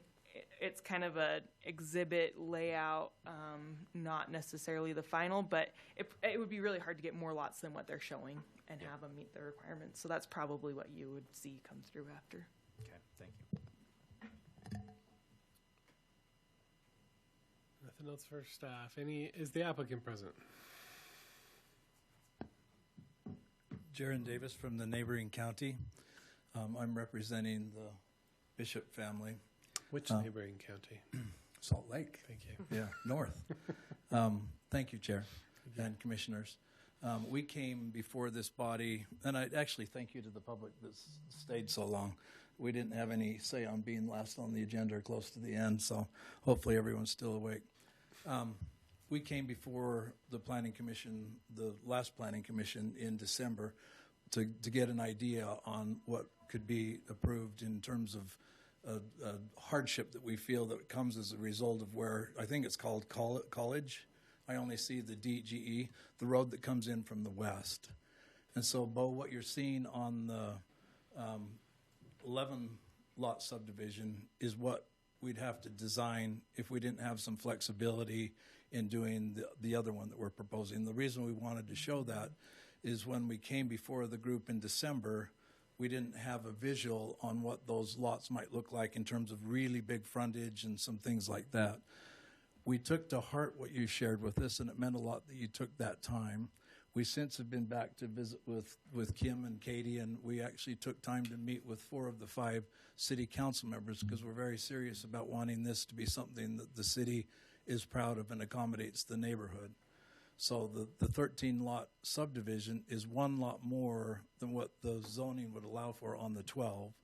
And the reason we're asking for that is because of that hardship. If that roadway would have lined into the subdivision at a little different place, then it would be much easier to be able to develop. There's a couple issues that I believe that will come from these wonderful people that have joined us as neighbors. One is that the roadway width changed from that early subdivision to our new one. And Gary, if you maybe can help us describe, they don't want to have a sidewalk that goes in and then moves 2 feet.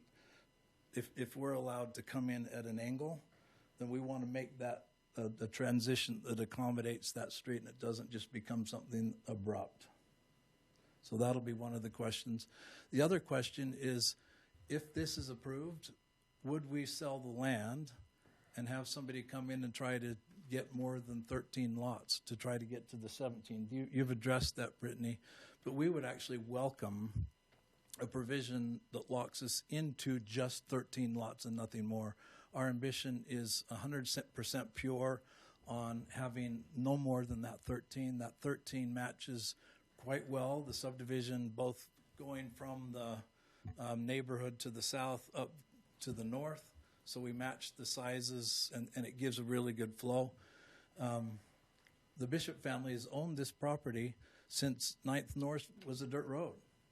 And they're the last to leave, and they've accommodated the neighborhood really peacefully, didn't oppose that road location. I don't know that they would have been in a position to do so, but that's a hardship that was placed that was unintentional, unseen. They've been very accommodating to what's been developed around the area and donating land to electrical use and things like that. And Mr. Soa, Philo, we have water. So I'll prevent you from answering that or asking that. Mike, my Terry, favorite am I question. missing anything? I think that answers, and I hope you haven't run out of yeses. You've been. We'll find out soon. Yeah. So we appreciate a positive recommendation. Thank you. Thank you. Excuse me. This is a public hearing. If anybody from the public would like to speak to item 3.5, we welcome you to do so, and we'll open the public hearing now. Hi, Commissioners. Appreciate your service tonight and all you do for the community, for keeping our city great. I'm Robert Allred. My wife and I, Cindy, own the house to the west of Mr. Bishop's property. We are always concerned when neighbors are going to develop, and we think this is an outstanding plan, makes a lot of sense. We're highly in favor of it and would encourage you to go ahead and approve it and recommend it move on. And we think that it'll be an asset to the neighborhood and match what's there. We appreciate the Bishop family and what they've accommodated. Thank you.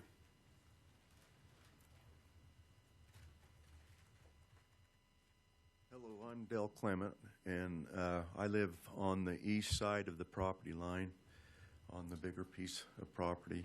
And I, too, think this is going to be a great subdivision that they're trying to do. And I still own horses. Some of you were here last time I was here. And I really think it'll be a great subdivision, and the size of the lots are really good for that area. And thank you for letting me speak to you. Absolutely, thank you.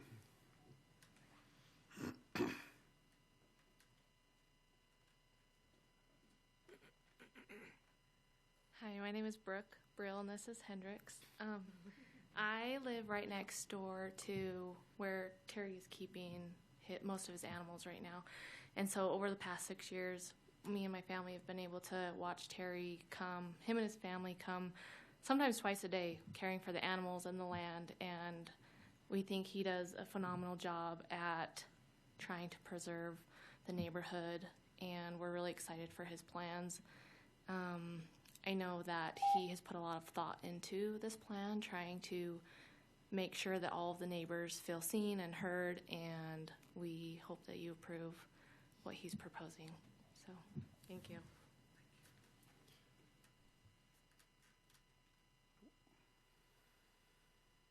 Quick question. My name is Jeremy, neighbor. You said something about the curb and gutter. Please speak this way. Okay. Speak to us, and we'll address your questions after the hearing. Sounds good. I'm not good with formalities, so No problem. appreciate that. So with the curb and gutter, what was the proposal there? I guess I didn't quite follow that. Great question, and I also want clarity. So we'll get some in just a moment. Okay. Sounds good. I guess my recommendation would be consistent, so. Thank you.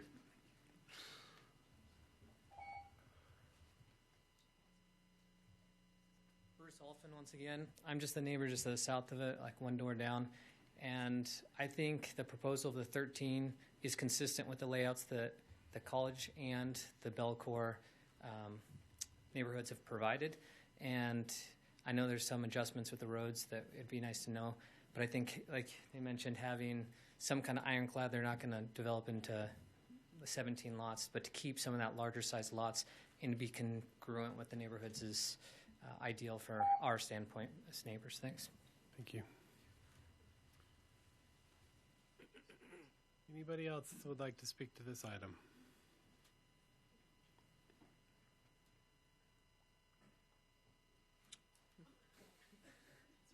Yeah, I'm Austin Beckham here, and I'm the house that's literally just at the bottom there in the middle. And I think the plan is fine of the 13 lots, as long as it's in stone that it can't be moved to 17. Thank you.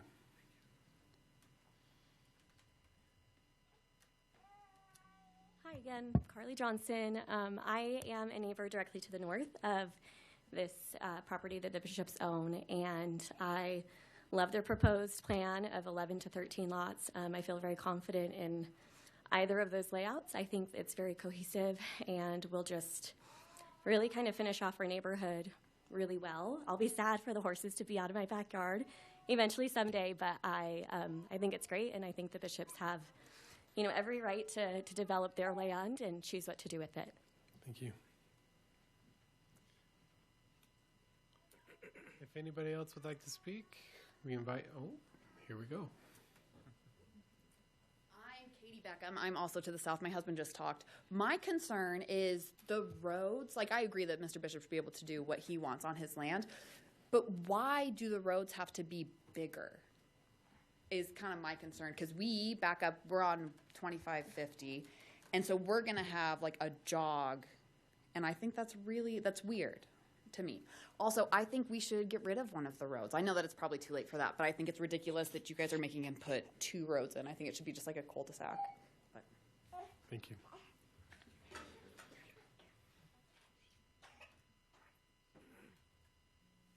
Casey Williams. I also live in the neighborhood. As you can tell, we have a very passionate neighborhood. I'm not going to say anything that you haven't heard, but I'm definitely in favor. It feels like it already fits within the community. The plan,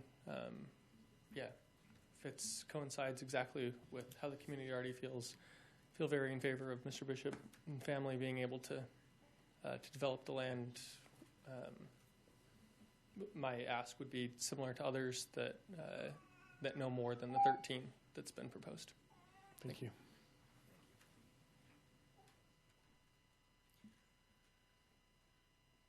Everyone who wants to speak, please come speak. Don't hesitate.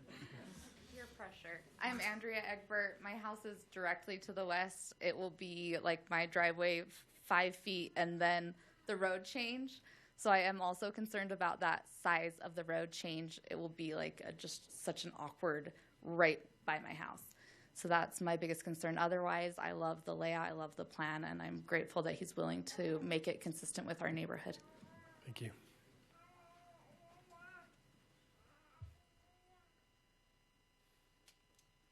Good evening. I'm Nate Skousen, and we live also just right on the west side there of this property.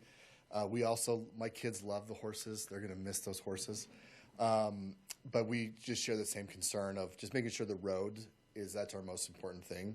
Making sure the road is consistent, and then just keeping that number of homes to 13 or less would be ideal for us to match the size of the lots and the neighborhood that's there. But we do support this in general, so thank you. Thank you. Oh, peer pressure. Got it. Jamie Benich. I have nothing else to say, but I support it as one of the neighbors living in it, and I appreciate you guys doing your best to make it cohesive with our neighborhood, and we're excited to have the road connect. Well, I am. Thank you.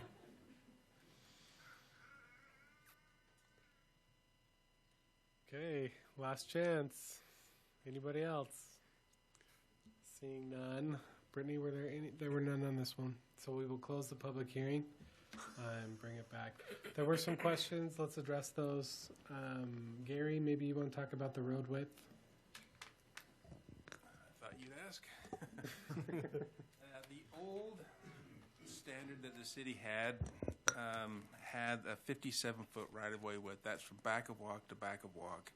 Our new city standard that was adopted not too long ago, maybe a couple years ago, now has a 60-foot right-of-way width. Some of that's the pavement, some of it's the sidewalk width and the park strips, as they all add up to that. Some of them got a little bigger, a little smaller, a little wider pavement there. So now it's a 60-foot right-of-way width. And this has happened several places around the city. And what we do is we just have a gradual taper out to it. It's not going to be an abrupt change or anything like that. It won't be on a square thing. But yeah, we allow that long taper into it, and we work with the developer to make sure that's a smooth transition. Sorry, just to add to that, the old standard had 34 feet of pavement. The new standard has 32, so it's actually less pavement, but then the park strips go from 5 to 7 feet on each side. So we're losing some pavement, so it doesn't feel quite as wide. Still allows parking on both sides. The park strips get a little bit wider. We've had a lot of issues with trees in those, especially in the 4 foot. We used to have a 4 foot planter, then it went to 5 when College Farms was developed. Now it's 7, just to give the roots more space, and so people can actually plant trees and not have as many problems with the sidewalk lifting and things. So, anyways, you probably will. It'll be very smooth. Just taper it over 15, 20 feet, I'm guessing. So.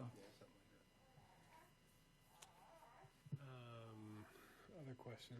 Applicant, would you like to come speak to anything you've heard? I would like to thank neighborhoods for renewing my faith in society.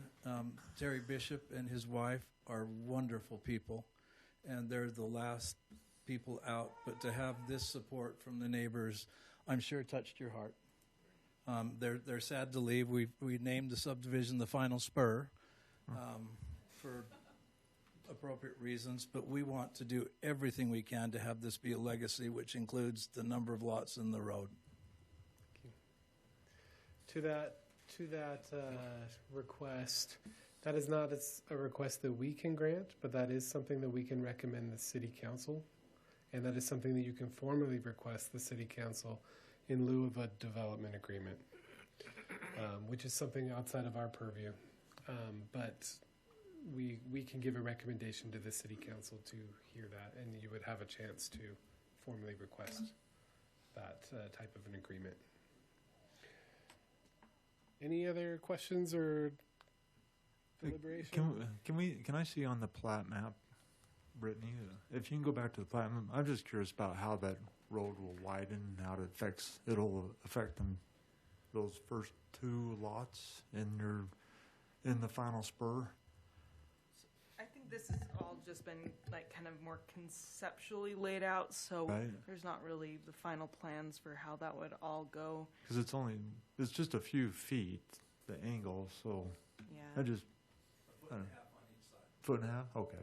So it's not really that it's not going to cut out a huge swath of, sorry if I'm in your space, a huge swath of lot on that ground on that first lot. It'll actually add ground to the first lot because as we taper, it'll get more footage, but I'm sure our engineer and Gary can work out something that is very palatable to the neighbors. I wouldn't want to live on a 1.5 foot dead end either.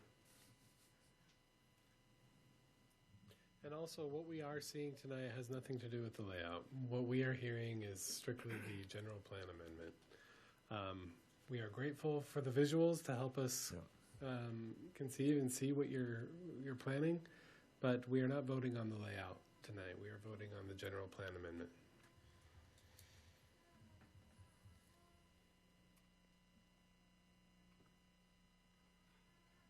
I would entertain a motion. Don't make me do it again. I can do it. But Stephen wants to do it. Oh, I'm way too nervous to mess it up.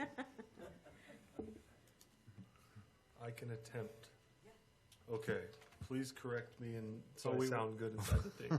We will. Okay, I make a motion that item 3.5, public hearing and recommendation of Terry Bishop's request for a general plan amendment on 7.1 acres located at 2424 West, 900 North, changing the designation from very low density residential agriculture to very low density residential.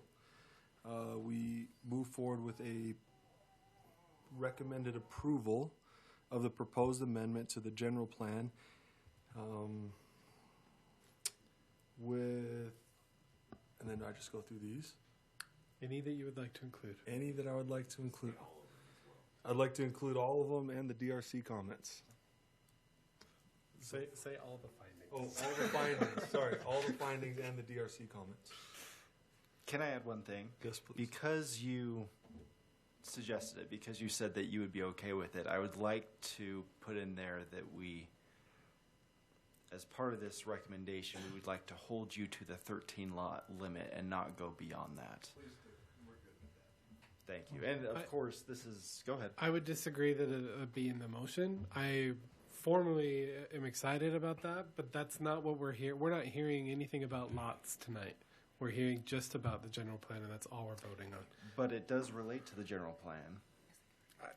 I disagree, but we can. If you, it's your motion. So. You could recommend recommend to the city council doing a development agreement to restrict it to 13 lots. Or to consider or hear their request.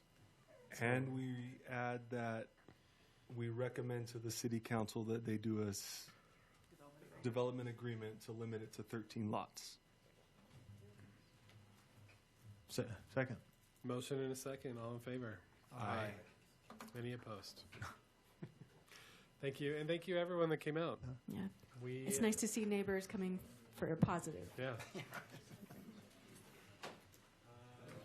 Thanks for coaching me through that one. Oh, you were like so nervous to do it all. I learned I was something like, new. From now on, I'm just going to say all the findings. I'm like, wait, I didn't read all the findings. You can. That was way better. Personally, but you can. I like to pick them that when there's so many like this. It's Right, like, right. No thanks. Can I make a motion? We have a 1 minute stretch break. You sure can. 1 minute. We have just one item left. Yeah, let's power through. Can we? All right, let's. But this is the one that had like. a Motion ton. Can we invite Rescinded. everybody out to the hall that is no longer wanting to hear? You're welcome to stay and listen, but we'd like to move on to that. This is one that got all the online. Yes. But it looks like none of them are here. Brittany, let's move forward to 3.6. All right, item 3.6, public hearing and recommendation of Georgetown Development's request for a general plan amendment on 2.8 acres located at 41 East, 900 North, changing the designation from low-density residential to mixed use. This parcel currently, so it actually is low density, and then there's also a little bit of it that is ESA, because part of it is in the 100-year floodplain. So a lot of the GRC comments, if you saw, are kind of related to that. There's not major concerns by staff. It's part of the 100-year floodplain, so there's a little bit extra steps they have to go through in the development process to make sure they're compliant with FEMA's 100-year floodplain requirements, but that's not a huge concern for changing it. I guess changing the designation also wouldn't eliminate the need to do that because it's part of FEMA's mapped areas. The general plan states that mixed-use areas provide a transition of uses, so that might work in this area. You could consider that with, going from I-15 in the frontage road to the existing single-family. The applicant did provide, not this one, provided a concept plan showing proposed layout with 20 units, the front 10 being a live-work unit, so it's townhome style with the commercial on the ground floor, and then the back 10 that would be closer to the residential would just be more typical townhomes. So that would equal about 7 units per acre. Our R2 zone is 6 units per acre, so it's a little bit more than R2, just kind of give you a reference. As a reminder, the mixed-use zone, the density comes from what's allowed by the mixed-use and TOD map. So doing a general plan amendment to mixed-use should also probably include amending that map to show however many units. So something you might want to recommend to City Council is the number of units, and then I guess with their approval of the general plan, they could designate the exact number of units that would be allowed. This area is also just over a quarter mile from a future transit stop, so it is close to that area where we are saying in the general plan that we want to add density to support transit. And with that, I'll turn it back to the commission for any questions. Thank you, Brittany. Excuse me. Any questions for staff? Can you point out where that transit station is supposed to be? Or by the Costco.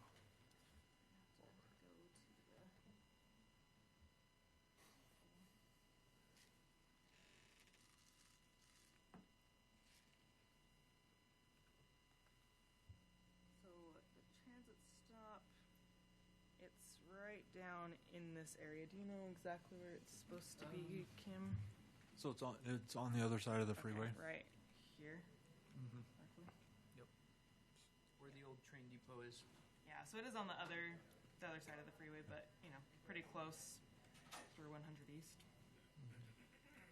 Brittany, I'm sorry that I'm sure you probably said this and I just missed it, but help me understand what's mixed about this. So it's these front 10 are proposed as, this is actually a project in Pleasant Grove that the developer's done. So this ground floor is commercial, and then above it is the residential.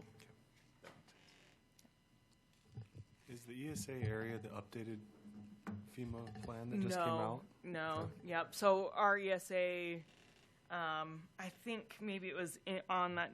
I'm trying to remember if we were included on the DRC comment sheet. Showed the updated, and it's not really exactly the same places where our ESA is shown. So, okay.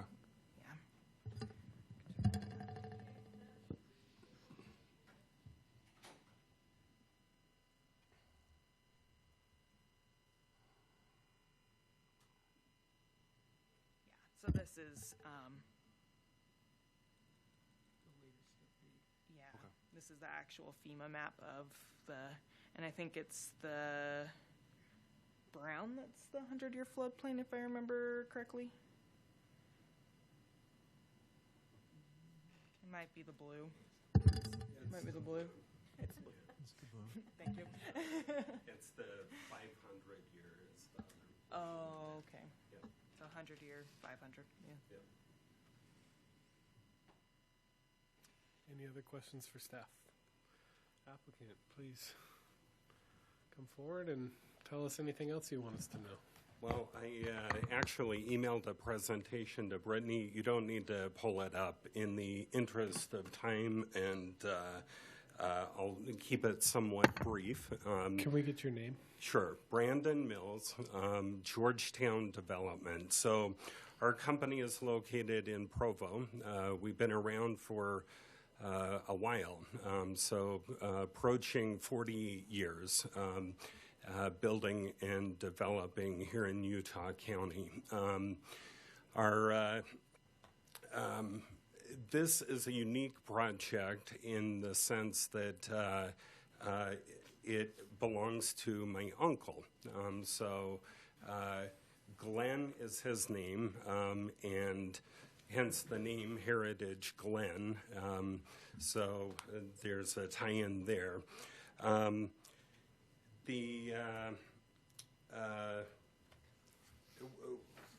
In looking at it, as far as a triangular piece, that's a little bit unique in how to develop something like that.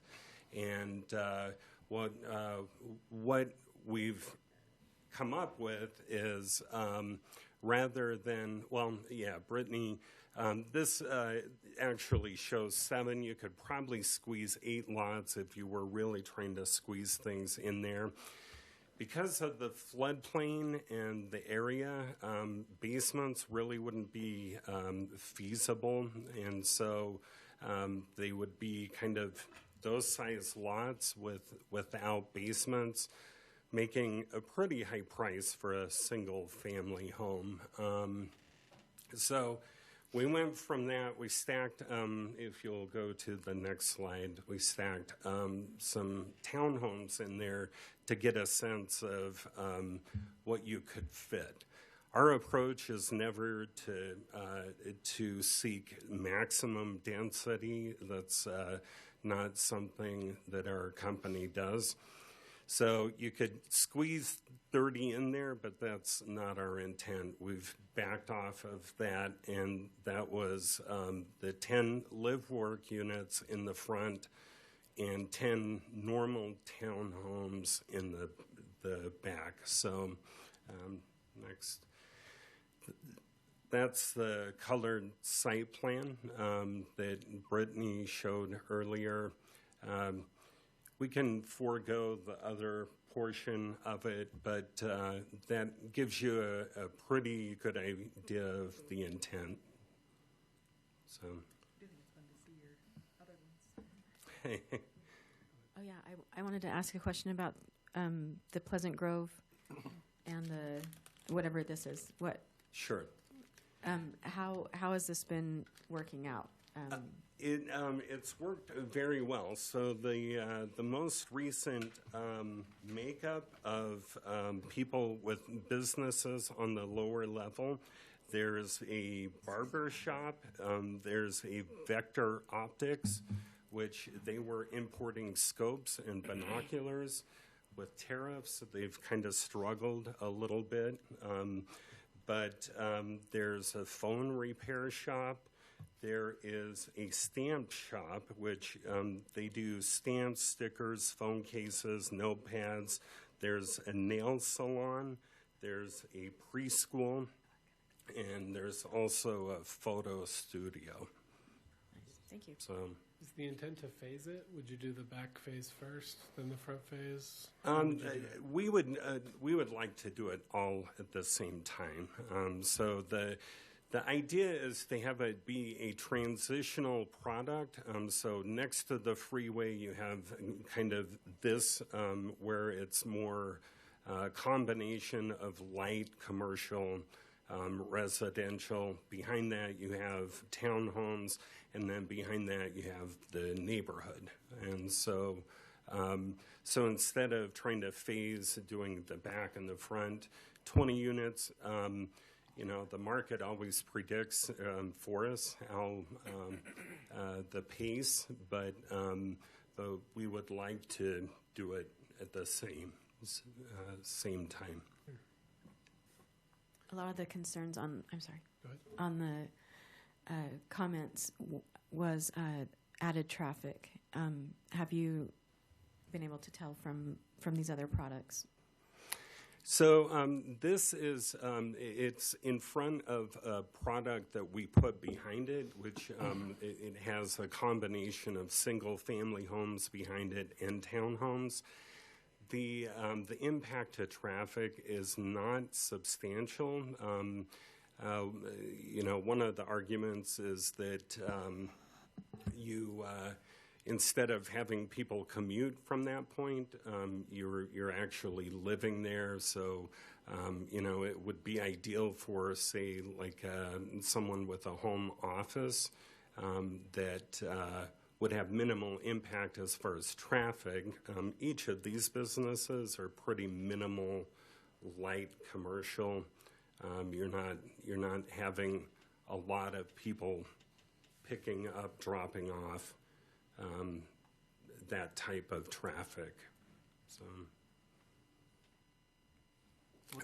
one quick thing on the traffic as well. The way we have it laid out and the unique nature of the land, it is all fronted on the frontage road, 900 North. So you're not feeding traffic through a neighborhood.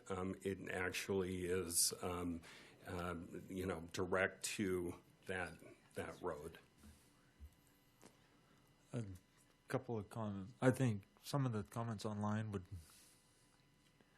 lend to believe that this is their neighborhood road, because it sounds like a lot of kids go and walk to school along this road. Then my question is, what's the square footage of the retail spaces? So your square footage of the retail, so we have 24-foot wide units and we have 27-foot wide units. So for a 24-foot wide unit, the retail space is about 490 as far as that one, and 560 for the 27-foot wide. So it's not giant, but it's enough that you could run a small business out of it. Because when you mentioned pick up and drop off, I thought dance studio. No. Helps. So one of the ones over there is a preschool in Pleasant Grove. I haven't heard that there's any issues as far as that's the one that came to mind as far as dropping off and picking up. So.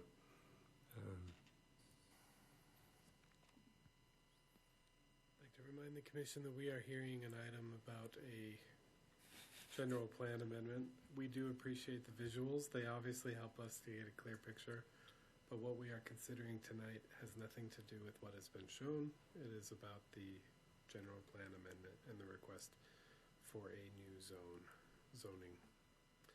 Well, again, that would come later. This is just the general plan amendment that we are looking at tonight. But again, I appreciate the visuals. They do help us get a good idea of what could potentially go in here. Yeah. But I also want to be clear that that is not what we are seeing. What is being presented is not a plan. It is an idea. And we are hearing tonight the general plan amendment. Any other questions for the applicant? All right. We may have some in a moment. But Sure, sit down. certainly. This is a public hearing. If there is anybody from the public that would like to speak to this item, we will open the public hearing now. Yes, that's me. My name is Blake Entrikin. I live northwest of this neighborhood. None of my property backs up to this. But I will say when I became aware of this, and I'll try to be brief as well, I thought it was a bit strange. Just where traffic flows. So you're going underneath the freeway to get on the southeastern side, or you have to come up from the northwestern side. There's not, if we're comparing this to Pleasant Grove, there's not strong arteries there. And if you look at everything around on that side of the freeway, it's all homes. There's no townhomes. There's no mixed use. There is to the east of there a school. As a parent of 4 kids, I'm aware of kids traveling down that. So that was one of my concerns. Granted, there's been some presentations around what this could look like. We don't know, right? You can't guarantee that when you switch it to mixed use, drop-offs, what businesses are in there. So one of my concerns as a parent was, what does that do? Because that is a pretty busy area for children. And also, it just feels out of place. Like personally, I'm like, why would you go mixed use in a place where all the rest of it is residential? We heard earlier residents saying, I really want to lock in lots, right, just around their neighborhood. And here we're talking about greatly increasing that density for all the surrounding area. So that's what I would ask you to consider. Thanks so much. Thank you. Thank you. Appreciate it. Were you wanting to speak? I'm his wife. So You're welcome to speak. For it. That's an opinion always. Brittany, there were several comments. Yeah. Would you like to give a overview? Yep. So a lot of them were against. There was one in favor, Bill Harris. You guys know he was the one that was for it, saying, thinks mixed use is a smart tool. Locations next to a freeway on a collector road. He said, I might be a potential customer. The others were all against it. A lot of the biggest things were fears of increased traffic and feeling like having higher density doesn't fit in with the existing neighborhoods. A lot of concerns about kids walking on that road to the elementary school and concerns about kids being on it with the potential increased traffic with businesses and homes there. I don't know. Let's see. I don't think there's anything beyond those main concerns. Wait, we're in the public hearing. Hold on. We will now close the public hearing. Go ahead, Bob. I'm sorry again, I'm going to make you repeat yourself because I need to learn to listen. I believe in your opening remarks, you told us the difference in density between mixed use and low density residential. Can you just repeat that for me?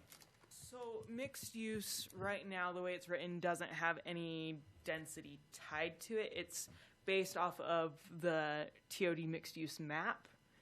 So what they're showing is like 7 units per acre.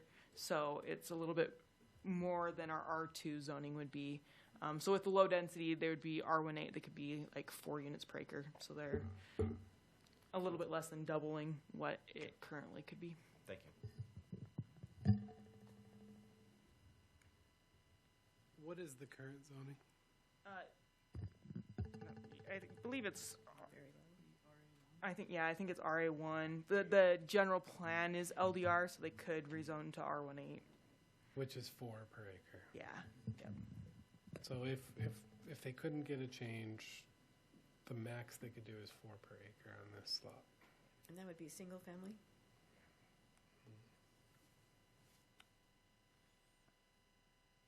Any questions for staff or for anything? Applicant, did you want to speak to anything that you've heard? No, I think I'm good. Okay. Further deliberation? Deliberation. I can see it both ways here in that I appreciate the point that's made in the report analysis that the site is located a little more than a quarter of a mile from a future transit station. And so it makes sense that we put higher density and also mixed use retail stores closer to be able to help encourage living in areas like that. But at the same time, I don't like increasing the density, and I'd like to see this stay low density residential because that's what the surrounding area is. I feel the same way, but I also see that he hasn't built on it, and it's an odd shape. It's right next to the frontage road. I don't know that I'd want to live on a frontage road. And to me, it makes sense to have that kind of product right there and ease into the single family homes behind it.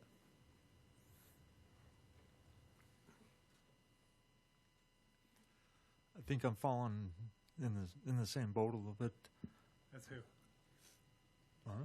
That's which one? They were opposing sides. They were on different boats. Huh? All right. Well, I said I could see it both ways. Yeah. I love the project. I think the mixed use with residential on top is great. I'm not sure this is the right spot, but on the other hand,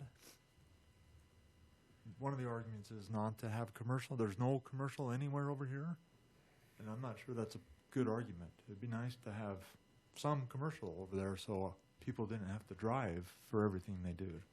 Well, there is commercial just right across the street, right? Look, there's a wall across the street, so they have to go and then freeway. Thank you for pointing that out. Yeah. Thank you. Yeah, that's the freeway. The street's a freeway. It's a big. That big. It's a Yeah. big road? street. Okay. You'd have to really frogger that one to Yeah. get across. And so it's close to the transit station. That could happen in the next 20 years. But it's also, you got to traverse underneath the freeway and down I don't know. But I do love the project. I'm just not sure if this is the right spot for it. But I do like the sound of commercial, neighborhood commercial, essentially. I like the opportunity that this has to create a safe path for children. Right now, the children, it's a mix of sidewalk, road, gravel. It's a mix, right? This creates an opportunity to create a safer path, in noting that it does introduce conflicts. It does introduce points where vehicles are also introduced into that mix. But we hear it all the time. If you look online, we do lack some sidewalks. We lack some safe routes. There is sidewalk. There is sidewalk, yes, but it's not the best sidewalk. I've been over there. Anyway, so having opportunities to improve that is valuable. Again, whether this product is the thing, and again, we've seen a product that is not what we're voting on tonight, but the potential for them to build a product similar to what they've shown is what they're hoping to move towards, right? And whether or not we are in line or agree with that or request. Right, because, that is the thing, right? If we go from low-density residential to mixed use, then it kind of opens up whatever mixed use can be. Brittany, do you mind pulling up the table for mixed use? So we can kind of look at what other things could potentially be built in mixed use. Yeah. I would say that mixed use is interesting where, I mean, the density would definitely be very easy to set because it kind of has to go with that map. But you're right, as far as uses, could be anything that's allowed in the table.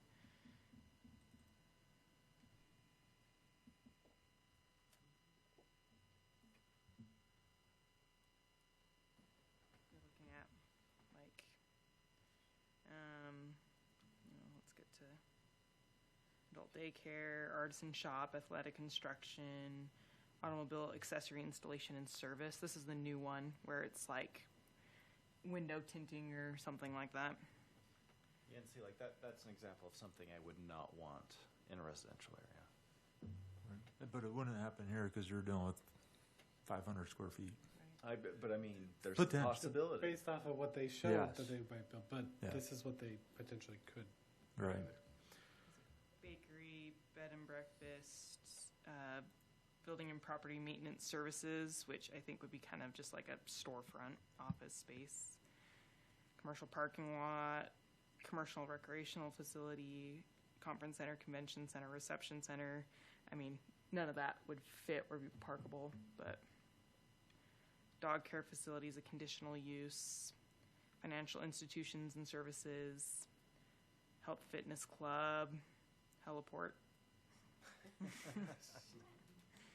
hotel, laboratory, medical lab, light office warehouse combination. Oh no, I'm looking at the wrong line. Sorry, that's not allowed. So go back to the beginning. Is that what you got to do now? Just on this page, I got off. So ignore that last one. Laundry services. So no helipad?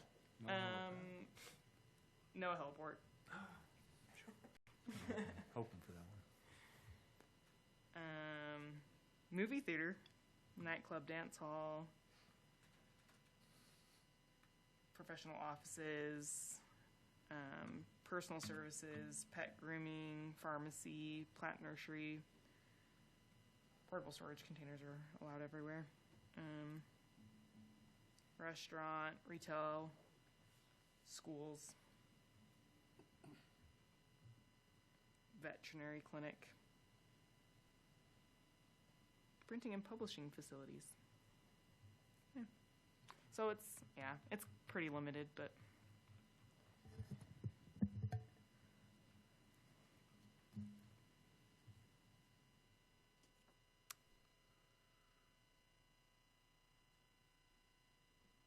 And in the mixed use, you can obviously you can have residential housing. I'm just wondering how much. There's no limit on the density in mixed use. no. So again, it all has to come from that maximum density map. So when if city council were to approve this general plan amendment, they'd also have to amend that map, and they could say 20 units as shown in the concept or whatever. So that's pretty easy to say a specific amount.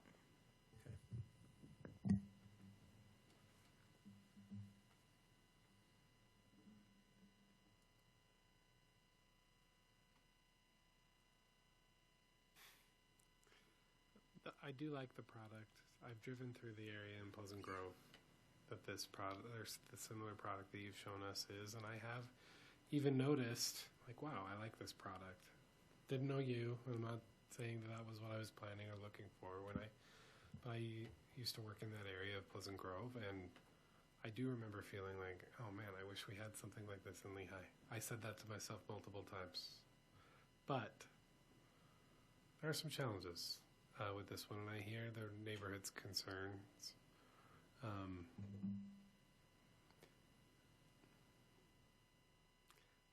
very interested to know what the city council will do with this one, because it is their decision, right? We can give a recommendation, which is our charge in this case.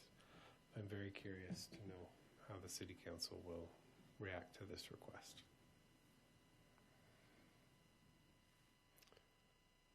If there is no further discussion, I would entertain a motion.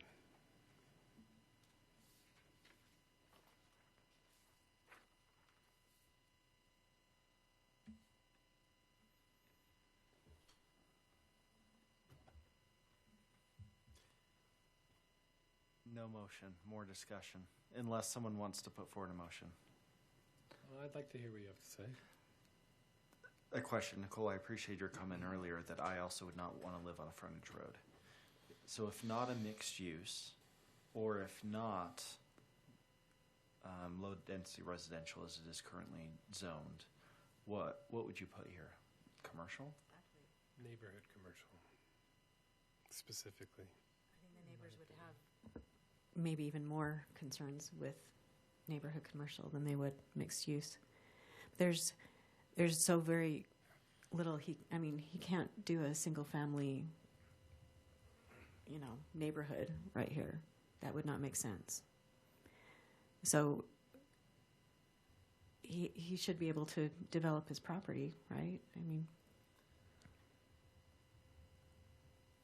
Yeah, but also the issue that I'm struggling there is we're almost doubling the density. We're giving them the option to almost double the density. And I don't like that.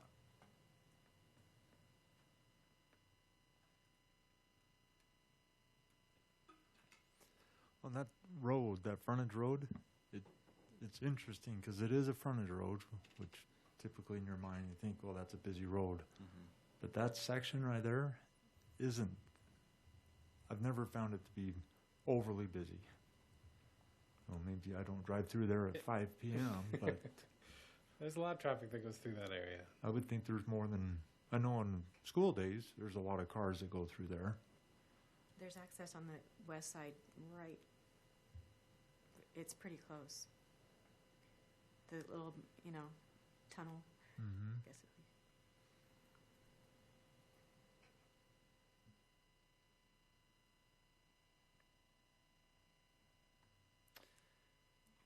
I'm leaning towards.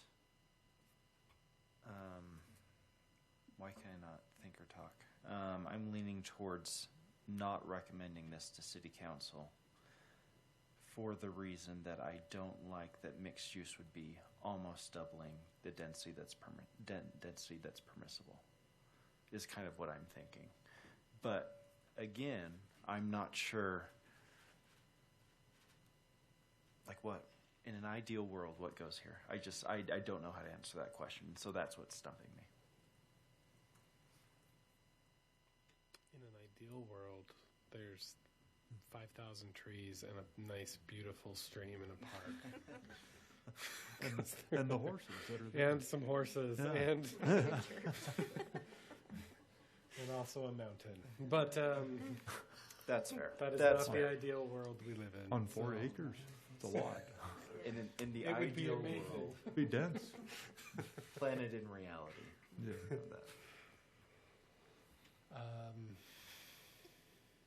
So that's what I'm thinking. Would you like to craft that motion? Will someone wordsmith it for me? Okay. Putting forward motion for item 3.6, public hearing recommendation of Georgetown Development's request for a general plan amendment on 2.8 acres located on 41 East, 900 North, changing the designation from. I learned something today where we can just say, please include all findings. Please also include DRC comments. I'm wondering if we. This doesn't need to be as drawn out as it needs to be. For item 3.6, the motion being that we recommend to City Council that they not approve this general plan amendment with, please include the findings, please include DRC comments. Can it be that easy? Can it be that simple? You might want to look through the findings, as I think there's. I would just include finding 4. Thank you for the call out. Potentially finding 3 too. Please include. And you will want to stipulate the will or will not part of the. Yep. Yeah. Yep.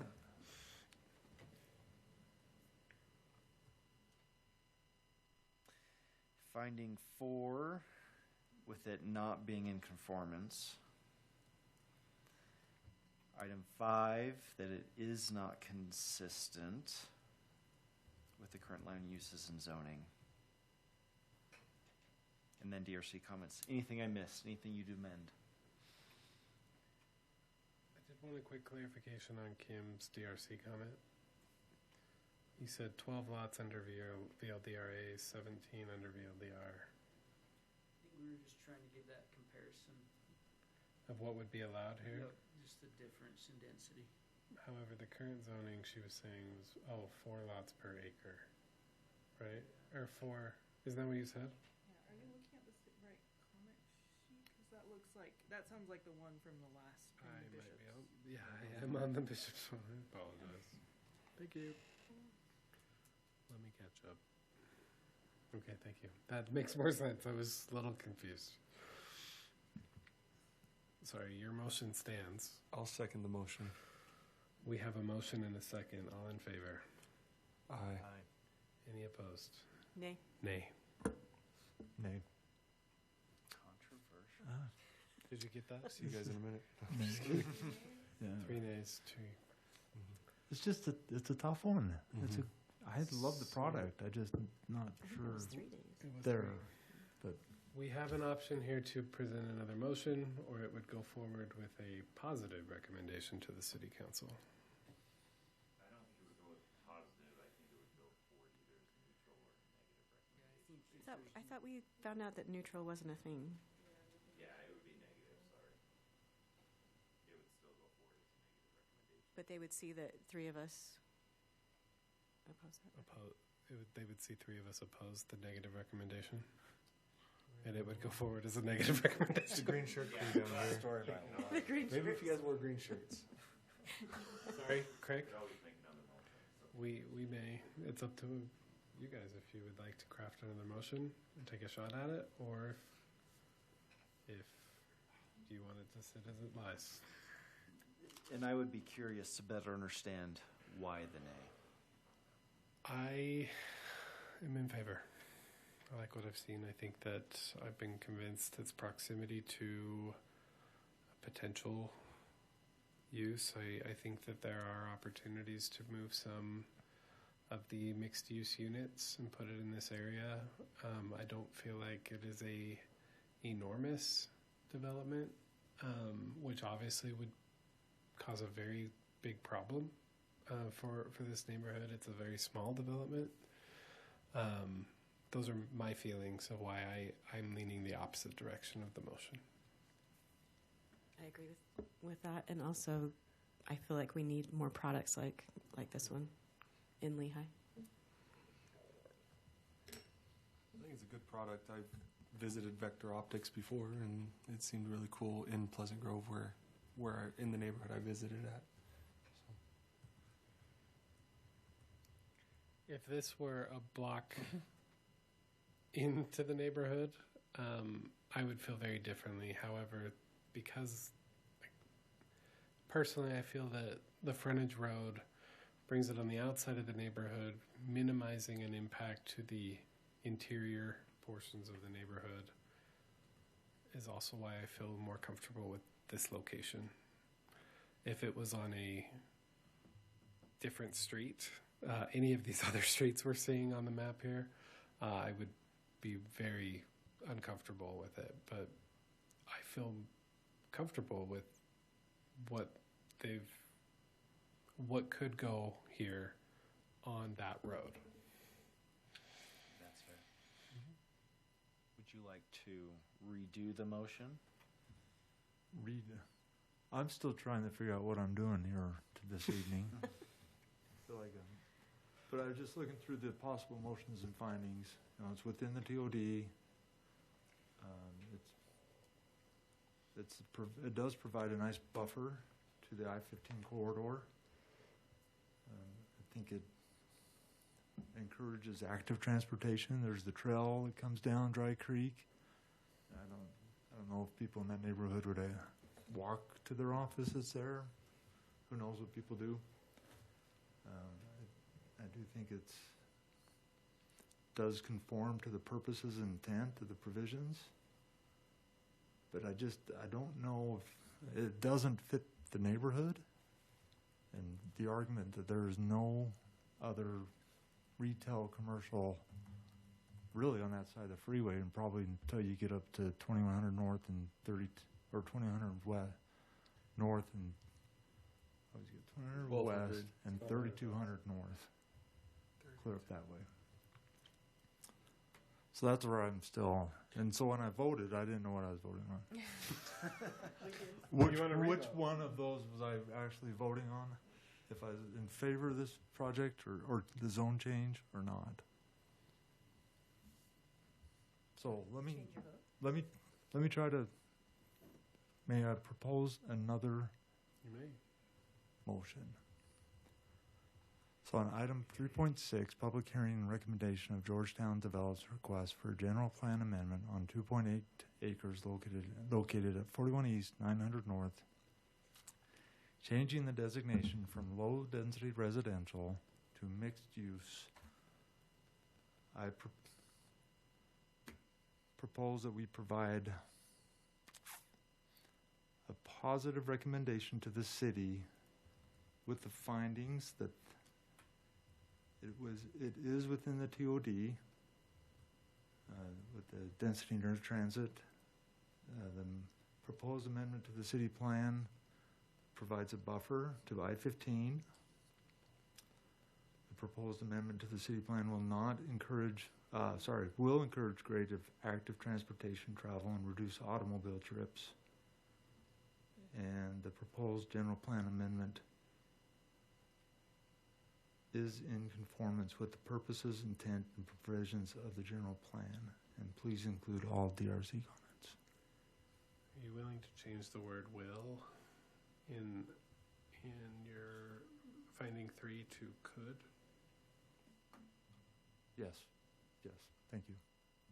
I feel more Yeah, no, you're right. Helps me get there. Because we don't know. Right. We have a motion. I'll second it. Motion and a second. All in favor? Aye. Any opposed? Nay. Okay. That does carry forward with a positive recommendation.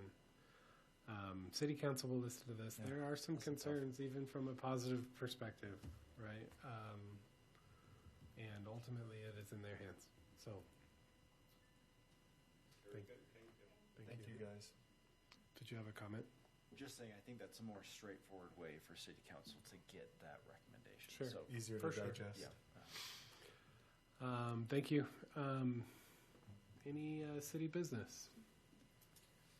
No, just a reminder, work session, first Thursday of April, and then no first regular meeting. So yeah, like we've talked about. Oh yeah, yeah. So I know some of you have asked, when are we going to be over the new building? We'll have the work session here, and then everything looks like it's lining up. We should be holding that meeting on the 23rd at the new council chambers. So. Great. Will you remind us so we don't? Oh yeah, that's probably a good idea. Come here. Yeah. I'll send a text to Yep. everybody saying, "Hey, we're in the old building today, and I'll be over there." And you'll be the only one counting for you guys. Oh, tardy. No, thank you. Can I make a motion to end the meeting? You can. Will you though? I propose a motion to end the meeting. Adjourn. Adjourn the meeting until next time. Second. Motion and a second. All in favor? Aye. Any opposed? Craig's stick around. Thank you guys. Thank you. Appreciate it.